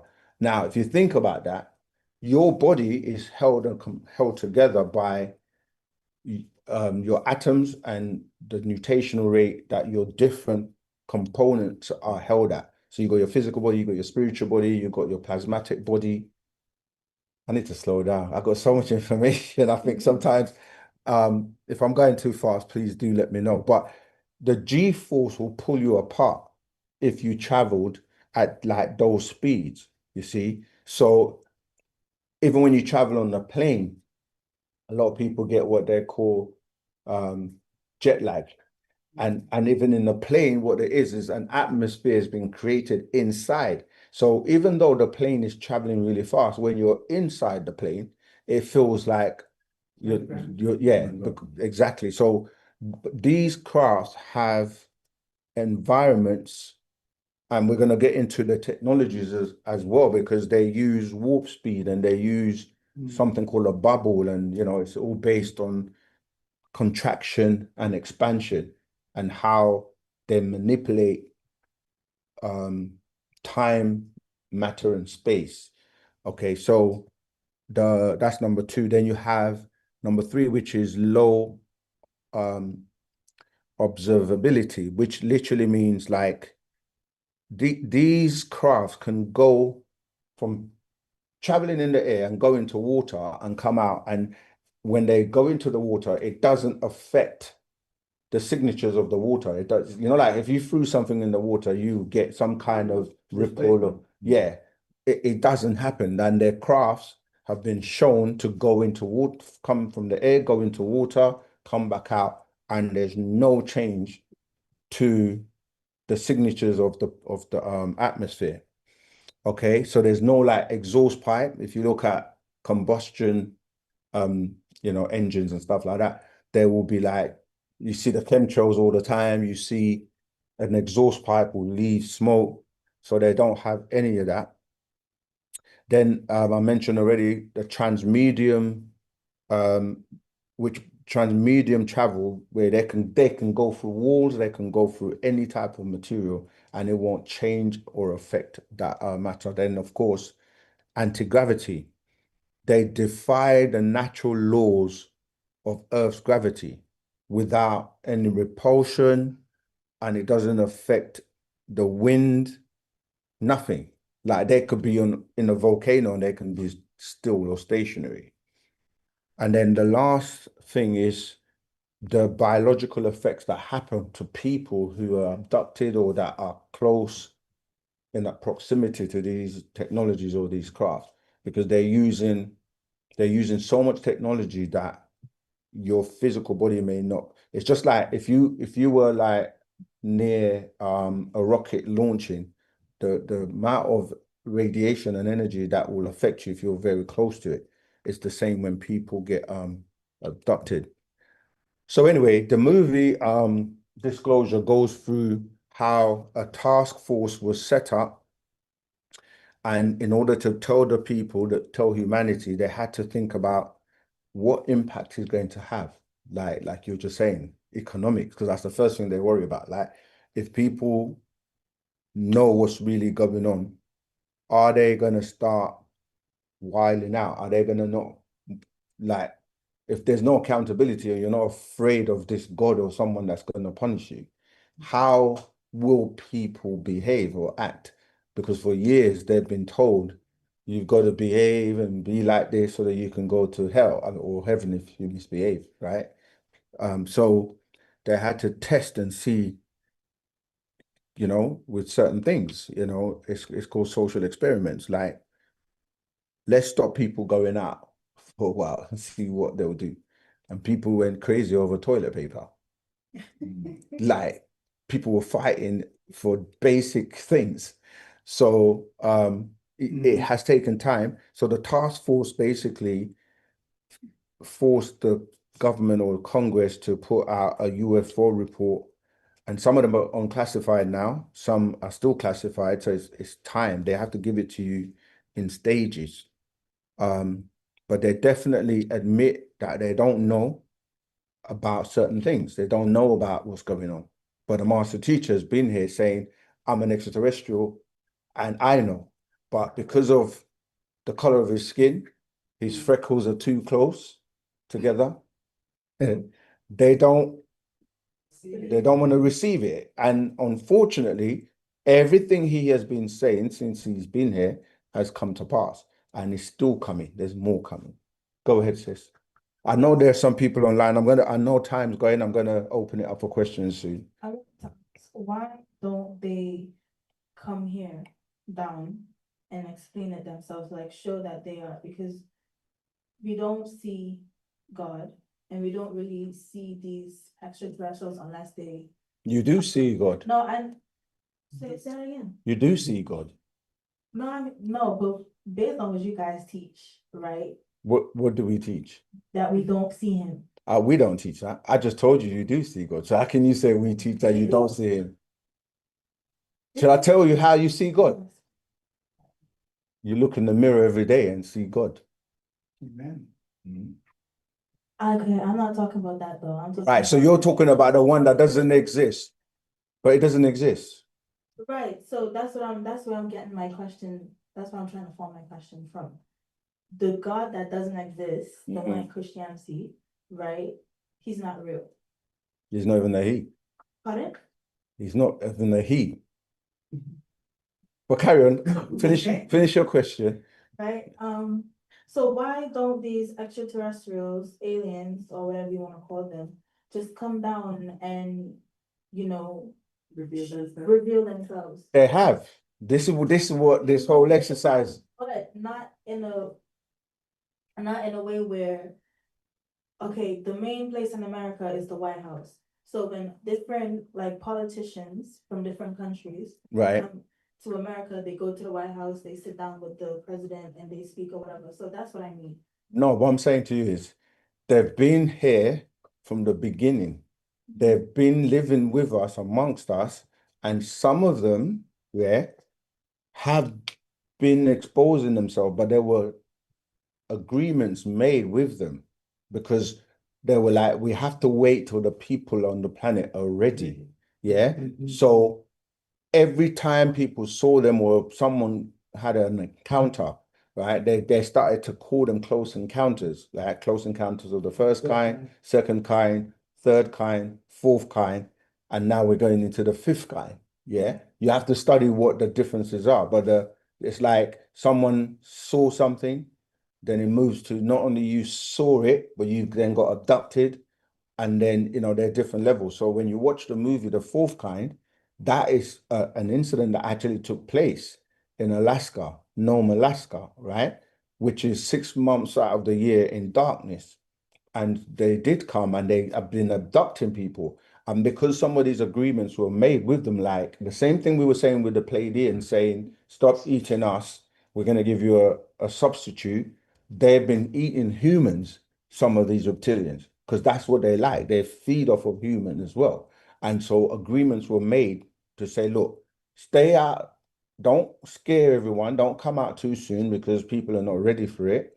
But you can take food. They made an agreement that they could take 300,000 a day, but they got to a point where they're now taking more and they're breaking the agreements, and now it's getting out of control. And some of them are now starting to come out, but it has to be done in a way.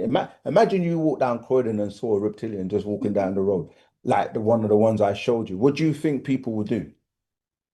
They'll freak out, right? So imagine that all around the world. So it has to be done in a controlled way. So that's why I said to you that they've got information through the program called the Legacy Program, where they've been hiding information for 80 years. And part of that was to say, discredit anyone, right? I'm going to show you the Legacy Program in a minute because I'm conscious of time. Like I said, I'm going to probably carry on with this in the next class. But so they are here. It's just that it's been hidden and now it's coming out because we have to evolve and they can't hold it and lie to people anymore, So going back to the question about God, God is an extraterrestrial. This is the reality. The people or the beings that you're talking about that you're calling God, I see, brother, where you say angels and Jesus and God is in a place called heaven. When you start to actually think about it, where is heaven? In the sky. Where in the sky? Because the further you go up, you've been on a plane, right? Sorry, that's just my alarm. You've been on a plane. You're in the sky, right? Did you see God? No, but No, because there's something about Who's they? When Christians say, oh, heaven is in the sky. That's what they're talking about. They're talking about past this, Beyond. because you know. Okay, to where? Well, that part they never can answer. No, but it's in the Bible. They tell you, they say Taurus, Different levels. Pleiades, yeah, Orion. It's just the language you're reading it in English, you're not seeing, like if it's in Greek, they're saying Oranos, which is not the word for Orion, which is a constellation. Tahuti, your mic's mute. Tahuti, your mic, please mute your mic. Tahuti, if you don't mute your mic, we're gonna okay, I'll mute, take you off. Right. So yeah, so it's coming out. You're gonna see, and they are gonna show themselves. A lot of these files that have come out recently, they're talking about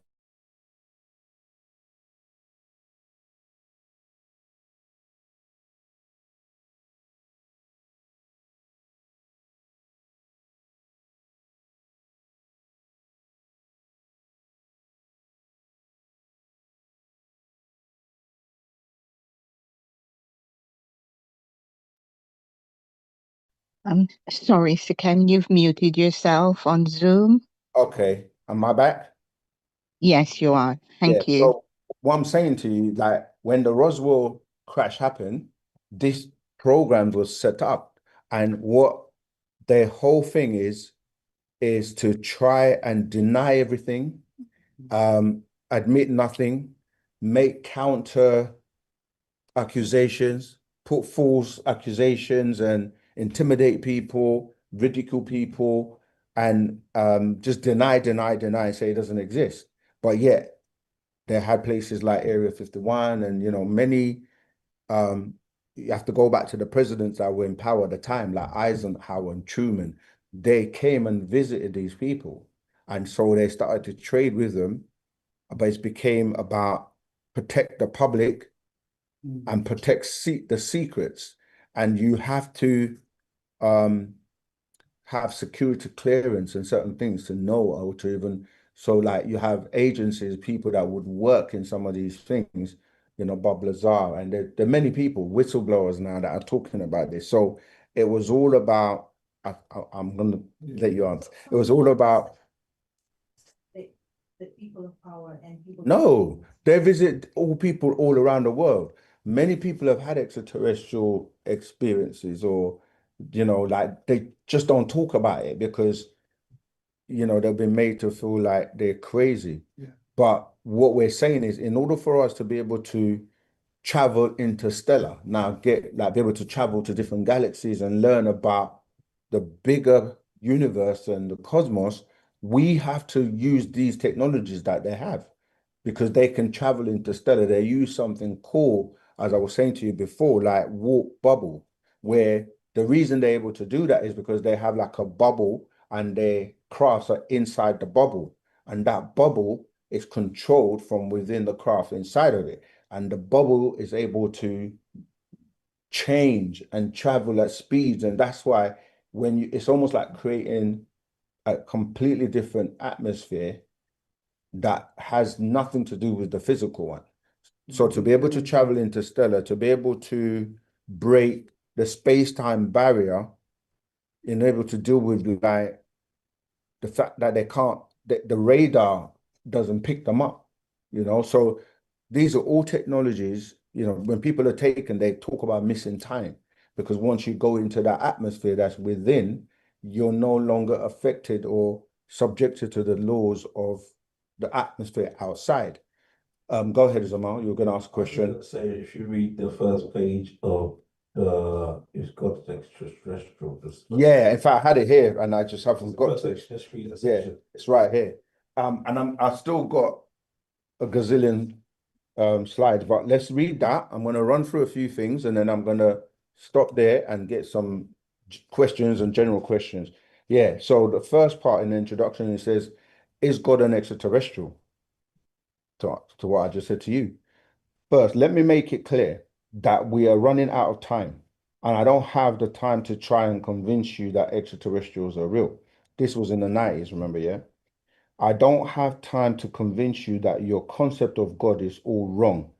I've come here to do a job.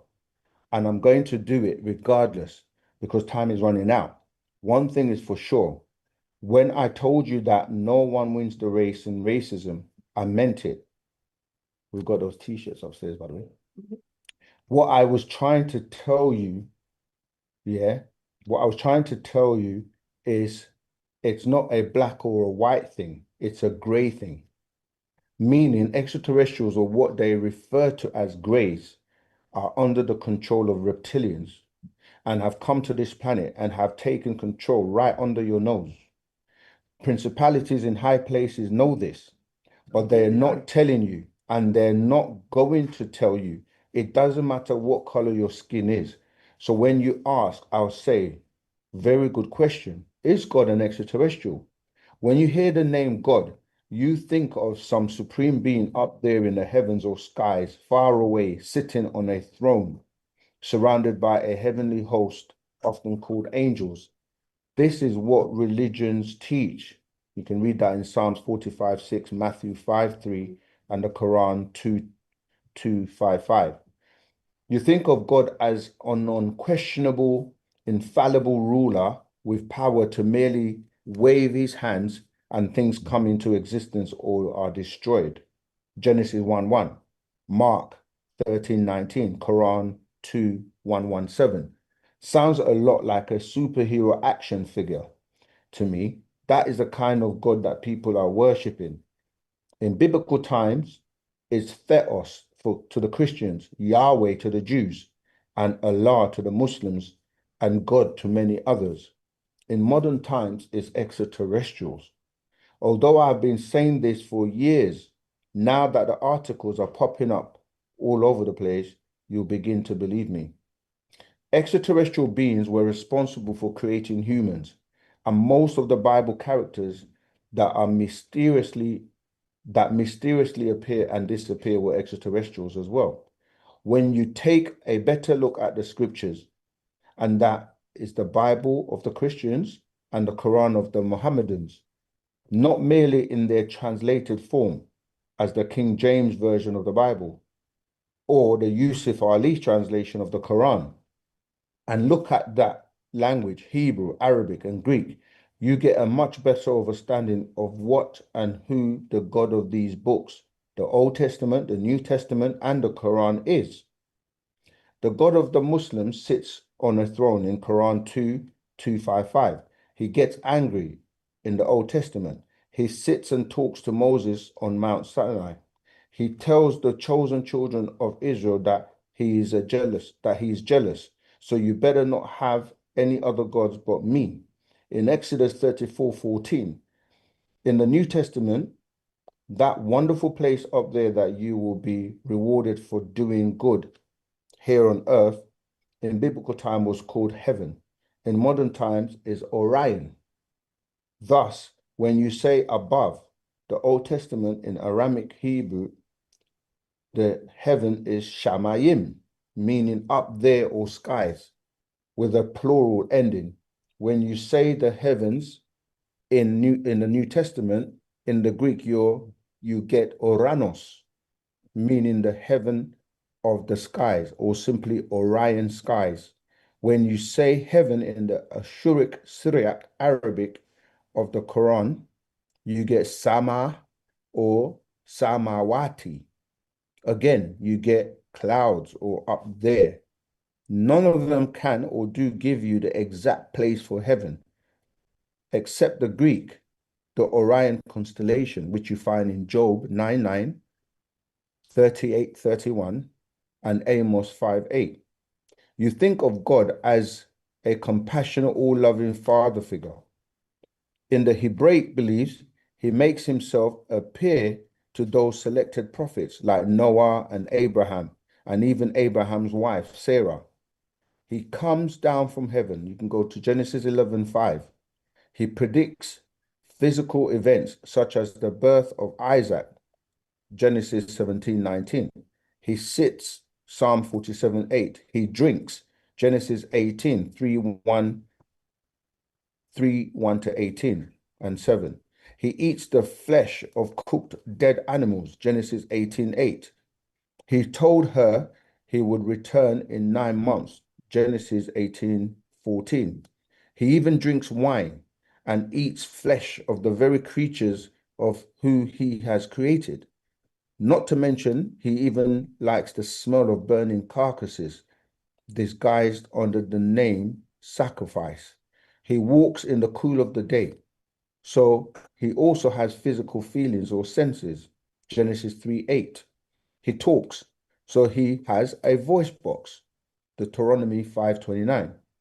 He even regrets, as in the case of regretting creating human beings, Genesis 6:5-6, which are supposedly in his image and after his likeness, Genesis 1:26-27.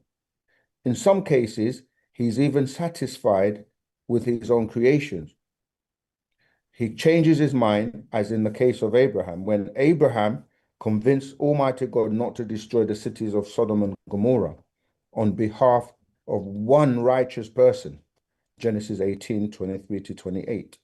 He takes land from one nation of people whom he created, such as the Canaanites and the land of Canaan, and gives it to another nation of people like the Israelites, Genesis 12:1-5. He parts the waters, as in the case of Exodus, on behalf of one nation of people whom he created, and to the people of the same family, being the Egyptians, are merely descendants of Mitzrayim, who was Ham's son, the son of Noah, and drowns them. Genesis 14. This being that you are calling God is not emotionally stable. He's enough to be called the supreme creator of the universe.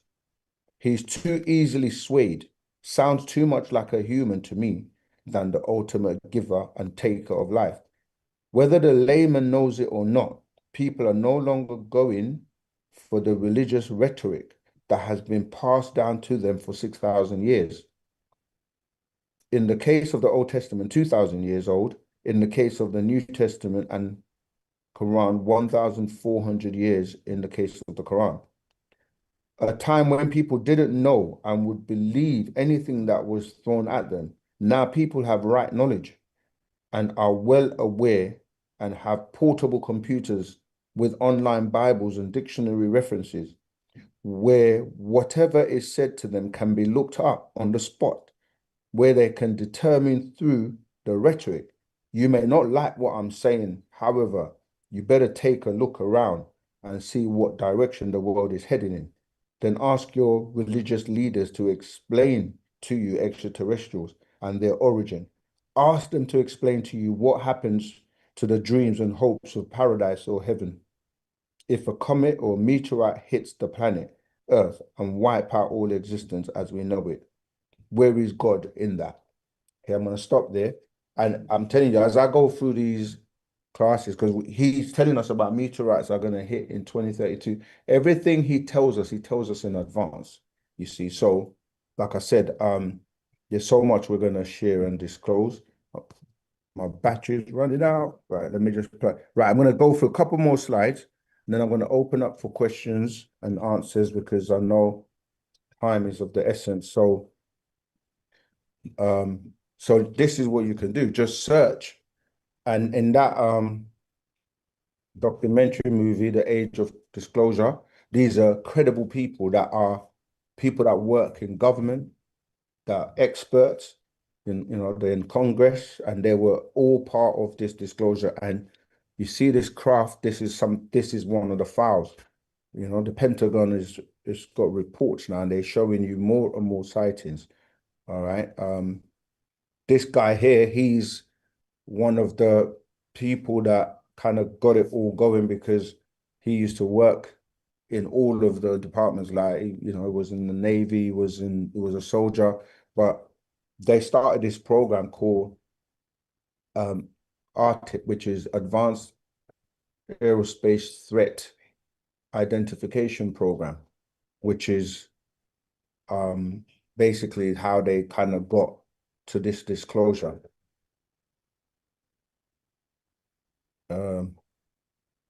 Okay, I think I'm gonna stop there, but I did want to touch on, as I said, the legacy program. But I think we kind of jumped around. Okay, maybe I'll save that for the next part. But I'm going to open up for questions. We will continue this subject. But who are we, why we're here? We have the solution to all the problems of the world. I know it's a big claim, but this is something we've been doing for over 50 years and still are. You might say that's a very bold statement, yeah, but that's why we ask everyone to ask us anything and to study and learn and do the research for yourself. We're teachers, we're not preachers. We don't preach, we teach. There's a big difference to going to church or going to a mosque and hearing a sermon. We don't really debate either, because once you have the truth, you don't need to debate anyone, because it's either true or it's not, you see, and we disseminate the knowledge, but you have to do the work to know, because if you just accept anything and everything I'm saying, you're literally becoming a believer. And that's what religions teach you to do, to believe, not to research. So I'm going to stop there for today, because I can see that it's a lot and people want to ask questions. I'm going to first of all look in the chat, because I'm sure there may have been comments or questions in the chat, and so I'm going to just stop sharing for a moment, and then let's see who's online. Wow, we have so many people online. I see Richard's got his hand up. So Richard, unmute your mic and ask your question, please. That's on Zoom. Are you hearing me? Yeah, we can hear you now. Go ahead. Yes, I've been having contact with the brothers in Brixton outside Iceland. Yes. And one of them told me about how the master said not to eat anything with eyes. With parents. So that's anything with parents. Periods. Parents, Parents. Yeah, he related to me as anything with eyes, which is not to eat animals. Yeah. So that's veganism. So I don't know how serious the Nuwapians are about veganism and not eating animals and not wearing leather, because I noticed the brother was wearing leather shoes. We didn't say we can't wear them. We said we can't eat. We shouldn't eat them. But anyway, so what's your question? Because you how strict the Nuwapians are about veganism. Okay. When you say Nuwapians, they're people. We're people, and people are at different stages in their development. So you may have just become a Nuwapian yesterday, and so you need time to transition, because you may not even have known that what you were eating was bad for you. So you have to look at the facts around diet. And we literally had a workshop today, part one of many to come, to help people transition from eating blood meat and flesh, because what you're eating is death, right? Why would you eat dead things when you're alive? And other people like Dr. Sebi and people that study nutrition, nutritionists, and people that are into like what you put into your body, they've told you that you have things that are acidic and you have things that are alkaline. And when you study water, water has the perfect pH value. So it's alive. And if you want to stay alive, yeah, don't eat death, because it's bad for your health. Yeah. So you want to eat things that are alive if you want to survive. I should be a rapper. Right. So I'm saying it's about knowing, like, when you eat things that are not good for you, they make you sick. Over time, you may not get sick straight away, but now, for myself, I know now, like, anytime I eat anything that it's not good for me, I have a reaction immediately, and then I know I'm not eating that again. So you have to learn your body. You have to learn that not everyone is at the same stage, and some people have moved from just like being a meat eater of like, look, we are parents and people that eat meat.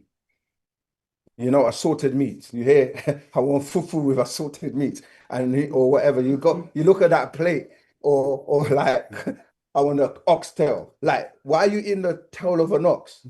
But you don't think about it like that. You're just like, yeah, give me cow foot, give me tripe, give me all these things that are dead, and the vibration is dead, and it holds you down on a lower vibration. It holds you down at a low vibration. So if you want to ascend, if you want to be able to tune into your spiritual being and the higher forms of your being, you have to stop eating dead stuff. I have Carcass. a theory that meat is for people who eat meat are fallen angels. It's kind of like what the master is saying, that there are fallen angels. I think like there's an occultic Yeah, reference it's to a fallen reptilian. angels. It's from these reptilian beings that are flesh eaters. So they've made it the fabric of society that you have a meal if you don't have meat. Well, it's not even meat. Let's call it what it is. If you don't have dead flesh or animals, then it's like the meal is not complete, but it's not nutritious for you. Meals are supposed to be light and nutritious and to give you minerals, vitamins, and things that are going to help your engine, your body, because it's like you have a car. Would you put sand into the petrol tank? It's because it's not for it. So it's the same with your body. Like you don't put things that don't help you to, be healthy and progress. So going back to your question, some people are still progressing. They become a vegetarian or they stop eating red meat. Some start to go to white meat and they wean themselves off. Others, the more benefits you get from changing your diet, you start to see that your mind is clear. And especially if someone eats pork or, like when you really study why you're eating pork, it makes no sense. Or any animal, but I'm just saying pork, if you study the pig was made from a cat, a rat, and a dog. And so you're eating cat, rat, and dog and licking your fingers like it's something good. So, the truth and the reality sometimes is harsh, but Dr. Sebi told us what to eat because you get sick and you end up eventually getting cancers and all kinds of things. So, yeah, but you're not going to do it overnight. So it's down to you at the end of the day. We don't force anybody to do anything. It's the right knowledge is given. And if you choose to continue on wrong knowledge, that's your prerogative. But I see like, let me just take the question online and then we'll come back to the class. Who's that with their hand up? We have Bree after Richard G. Zamal. Yeah, Richard was just speaking. So Richard, did I answer your question? Can we move on to someone else? Yes, sirree. Thank you. All right. Go ahead, Bree. Rahubat. Rahubat Zamal. Rahubat, Zamal. My question for today, yeah, my question for today is, it's just my curiosity. What happened when an extraterrestrial dies? Nothing dies. This is the point. Like energy cannot be destroyed. You transform, you transmute, and you just go back to a particular state or realm, or you just reincarnate over and over again. If you're not allowed or don't know the way out to move to the next realm. So some extraterrestrials, they've only vibrate on the lower. So okay, let me give you the realm. So we are in what we call the physical realm or the material world, right? Where things are more dense. But you have other realms above that, and each one has many planes. So like you have the plane of force, which is a higher vibration or a faster density than the one we're in. Then you go into the spiritual plane, then you have the soul plane, and you have the mental plane. So you're in tune or connected to all of them at the same time. But if you don't kind of like learn, like what we were just talking about, change your diet and learn the things and do the spiritual practices, and you're not ready in terms of your vibration to go to the higher realms, you just keep looping and coming back here until you learn. Some of these animals can't go past certain realms. This is why eating flesh is not good either, because like you got humans that are actually mixed with the DNA of animals. and they can't go past the 6th ether. So when you look at it, it's ethers, right? And 9 is the highest ether, which then takes you to the higher realms. So when we say we're 9 ether beings, we sound like we're doing something great because we look at the number 9 as being the highest number, but that's the lowest of 9 to the 9 power of 9. So the journey really is to get to that point. So extraterrestrials that are composed of certain vibrations can't go past that. Humans, like what we call the Adamites, they're bred with the Homo porcine, which is dealing with the pig, the Homo canine, which is dealing with the dog, and then they have the Homo. No, who's paying attention? Simian, thank you. Right, but that means that you're limited to those vibrations, and so you're not able to go higher unless you piggy bank or someone that's 9 ether to take you to the higher realm. So yes, they don't actually go, they go to the lower vibrations. In fact, in the scrolls, even in the same scroll I mentioned before here, we're running out of time, but I give you all the ethers and who resides in what ether level and who can not go beyond a particular ether. So the Adamite's male, he's only 5 ether, and his mentality can only grow to the age of a 13-year-old. The females are 6 ether or Femi 6, and our Nagaru are Femi 9. You see, so it all depends on who you are, what you're composed of, and how far you're elevating. Does that make sense? Huawei, Zamal, Totec. And Tata Tirafu. Okay, we had 3 questions in the class. To ask, I have 2 questions now. Mhm. What about like fish in your diet? Because fish provides iron and protein. Mhm. So, and it's not as dirty as red meat. It is. You know, I know we all. We get sea moss. We get sea moss from the sea. Yeah. Right. And the fish lives in the sea. It eats the sea moss. It eats everything from the sea. Right, but it's So still why would it's still got parents and it's still got blood and it's still not good for you because now there's a lot of oil spillages by the ships and that into the waters. So a lot of the fish are getting poisoned. This is why, even though it's better for you than the red meat and so on, it's still not good for you now. And what we do as humans, this is why the master teacher doesn't tell you what to do and hasn't written a book saying you must eat this and not that. He just tells you and you choose to or not. A lot of people that it's because the parasites in you are actually intelligent and they're fighting you to tell you to continue the lifestyle so that you can feed them.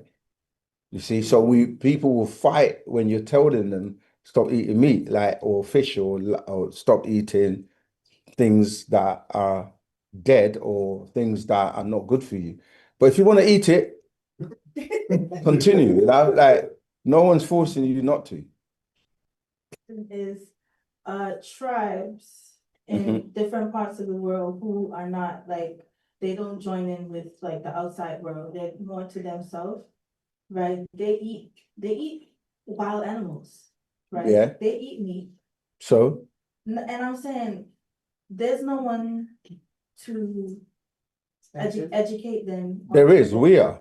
No, but they don't know about you though. How do you know that? Listen, you can go to the most remote villages now and they've got cell phones. More people are becoming like the world is not that big as we used to. I'm not saying there aren't, but just because you do something for thousands of years doesn't mean it's good for you. And some of those tribes are actually descendants of extraterrestrials. And like, for example, if you take like the Dogons, for example, or other tribes, they will tell you that beings used to come from the waters and the Nomos, yeah, and teach them. So some people have maintained traditions for thousands of years that have come from extraterrestrials that didn't mean them well. And they don't know that what they're doing is not right. Because there are different types of extraterrestrials that are here. Like I said before, they're extraterrestrials that live in the waters. You know, the sea, yeah, the ocean, 80% of it has not been explored. Yeah. So there are many extraterrestrial advanced civilizations under the deep, deep oceans that have been here for millions of years, have crafts, and the crafts were coming out of the water in some of these UFO files. So we're just getting to the time where we're going to learn more. But So they, those ancient civilizations under the sea. some people eat, like you say, seafood. Yeah. I don't mean like humans see food and eat it. Anything they see, they just eat. I'm talking about food that's in the sea. Right? So they have their own diets. I mean, we evolved from the waters. So there are people that have a seafood diet, and there are people that have a land food diet. But as you grow and learn more, you have to know that, are you feeding your physical body, or are you feeding your spiritual body or your real body? Because that real body doesn't need, I see you, brother. Your real body doesn't, it needs nutrients, it needs energy, it needs things that are intangible. Your physical body, because you have a reptilian brain, and because people talk like, oh, protein, you need protein. And they say, if you don't eat meat, you're not going to get protein. But the protein is from the vegetation. Even the Bible tells you that. I think is in Genesis 1:29 or 3, I can't remember. It tells you that I have given you herbs and fruits for you to use as meat. There's no animal called meat. Humans made animals call meat, pigs and cows. And so it wasn't saying you should eat meat. So it's all about the distortion of the truth to make you do things like I was saying before, to feed the negativity in these reptilian beings that are part of our DNA.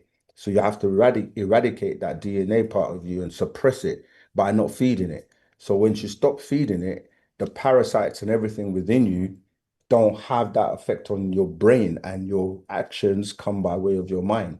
So, you know, obviously some parasites, it's like you have agreeable and disagreeable stuff. You go get rid of the disagreeable ones, and the agreeable ones will help you. Go ahead, bro. I think this might add to this Please question. use the mic. I think this might add. I think a few years ago in the 80s, where they said the value of the nutritional value of vegetables has decreased by 80%. Now I'm beginning to wonder, is that a false narrative, a way of deceiving us to go towards meat because the nutritional value of the vegetable has reduced? Yeah, it has, because what you're getting a lot of now is GMO, genetically modified things. So even when you're eating fruit, which you may think is natural, a lot of that is GMO. And a lot of things that don't come with seeds are not really natural. Yes. So now you get seedless grapes. Yes. You know, so that obviously most people don't know what the real thing looks like anymore because of marketing, and because if you've never grown up seeing a real banana before, you don't actually know what a banana looks like. Yeah. So you see those big yellow things that are about this big, and you think that's a banana. Like me, I don't eat the bananas here. Yeah. When I go back to Nigeria, I eat them once. Right, exactly, because they're this tiny. They're smaller. You see? But what So you have to source out where to get the proper stuff. What I'm saying is what they said about the land. Yeah, That the nutritional value of the land has decreased. It has, because the so seed depends on where it is. Yes. But how the information is put out is as if it's in general. Of course, because so that's the deceptive part. It is deception. That most people don't have land over here. So how you, and they go as far as, even when you have land, you still have to buy the seeds.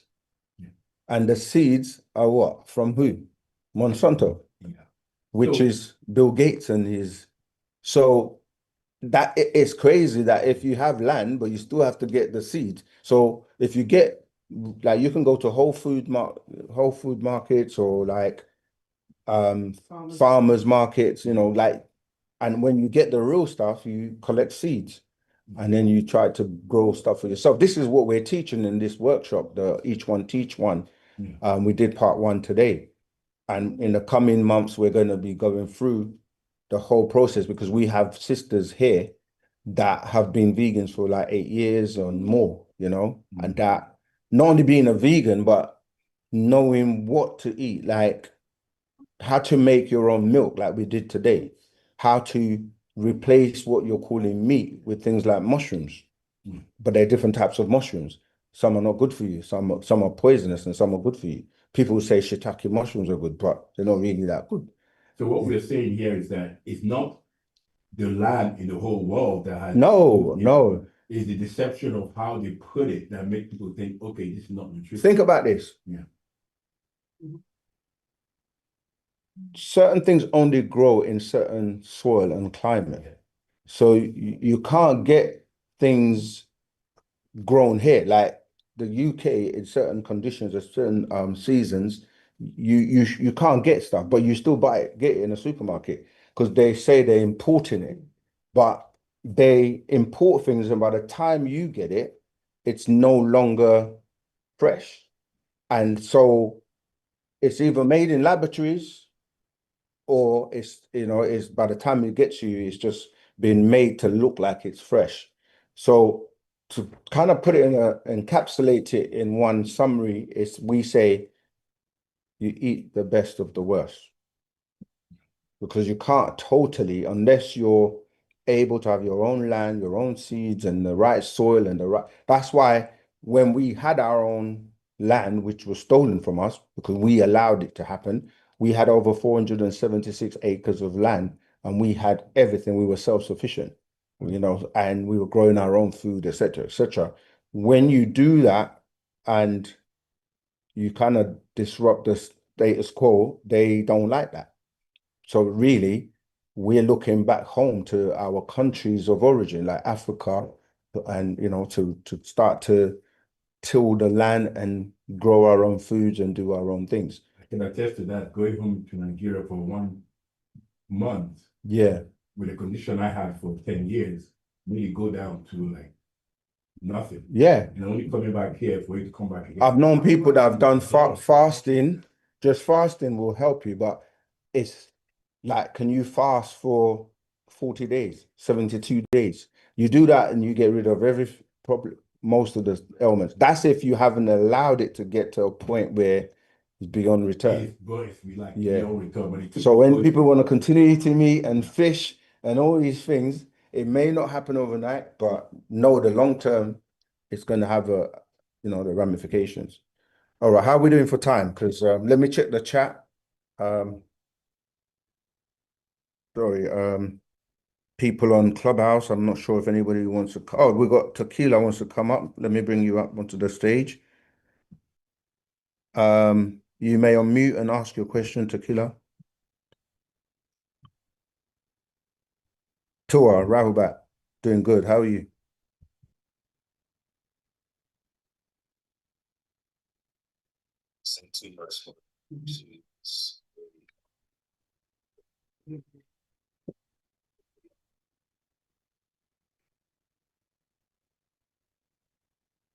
Really have a question about it.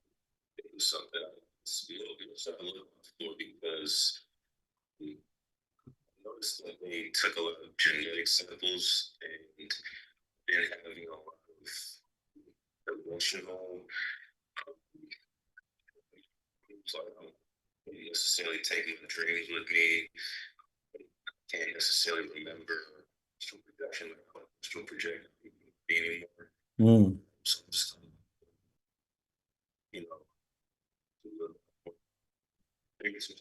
but it's, 10 years, like I've seen reality break apart and the people glitching. I don't say white people, but yeah, basically white people. So yeah, I feel like broke reality in my neighborhood. Just like would be on the list of if you ever experienced something like that. Yeah, I mean, we don't really talk too much about people's personal or individual experiences. However, you just got to start as a baby from scratch and just start implementing the things we teach. We have a series of scrolls called Patarot, which is the way that covers. They're very tiny, very small. I have a lot of them here that they cover. Just showing you a few. They cover everything to get you back on the right way, and it may take time, but you have to just try and start to implement them. And if you have a community or a store near you, you need to start going there so that you can speak to other brothers and sisters, because there are many people that may have had a similar experience as yourself that can help you. But ultimately, do your best, and once the master teacher is out, which can be anytime soon, it's imminent. If you're ever fortunate, like once you start to raise your vibration, there's something we do or have the ability to do, which is to connect with him. And you can meet him if he allows you, if he welcomes you, then you can meet him on a spiritual realm, but he will be out physically, and he'll be able to help you. He's the master. I'm saying, like, he has the ability. If you read, I don't know why I didn't bring that book. There's a book, oh, here we go. There's a book called, of all the books I didn't mention, My Brother the Extraterrestrial, where, you read accounts of people that have had what you're talking about, and he's been able to, he can touch you, he can do wonders.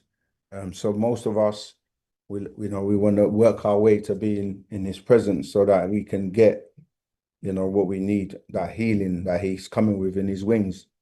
All right.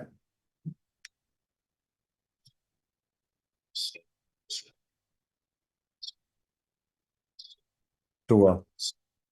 Yeah, but all that astral projecting and all those things, you notice when you stop eating meat and those types of things, maybe not directly referring to you, but that helps. And you get your pineal gland, and like there's so much that's going on in terms of, the water that we're drinking, the plastics, the fluoride that they put in toothpaste and in the water. All of these things, they diminish your being.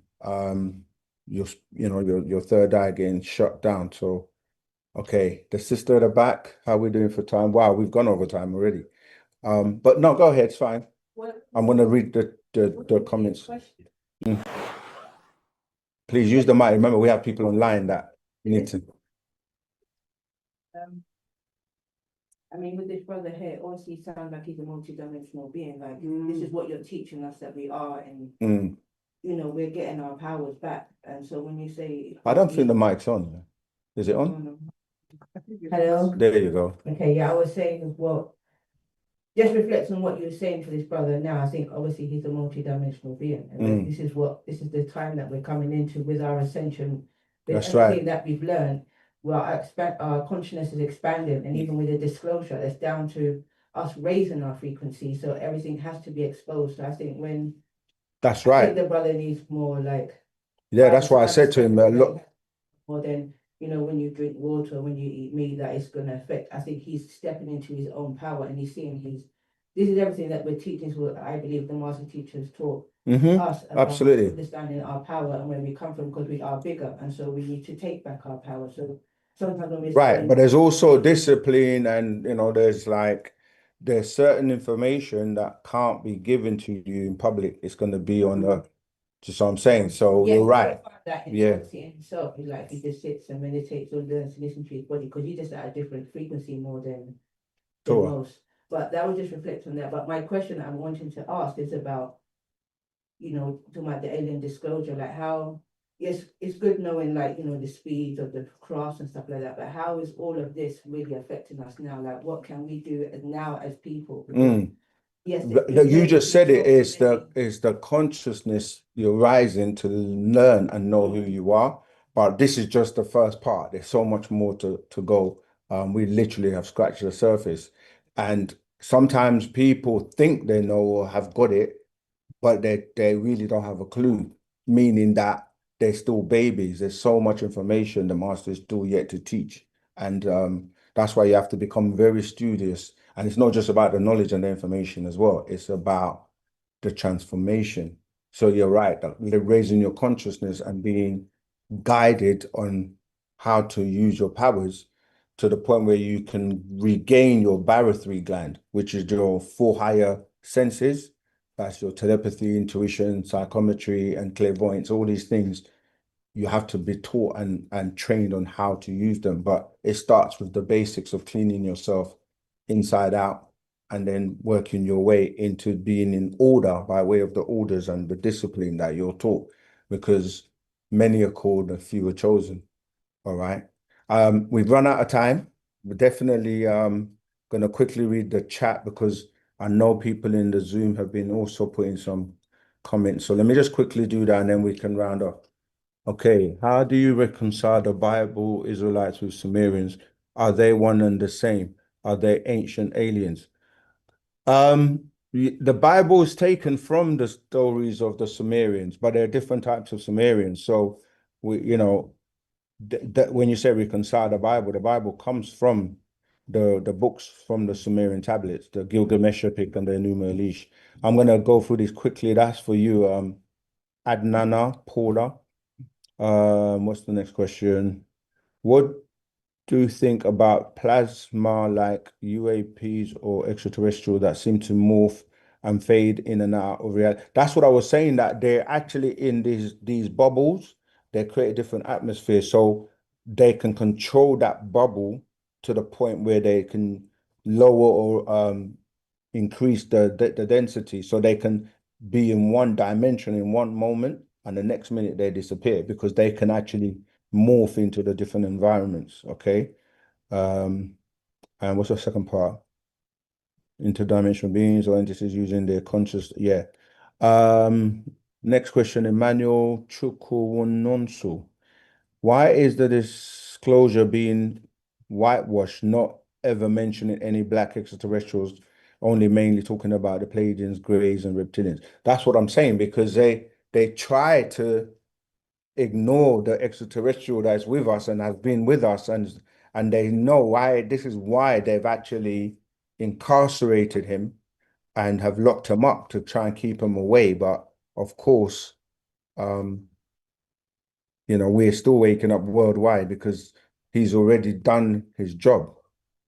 Okay, another one.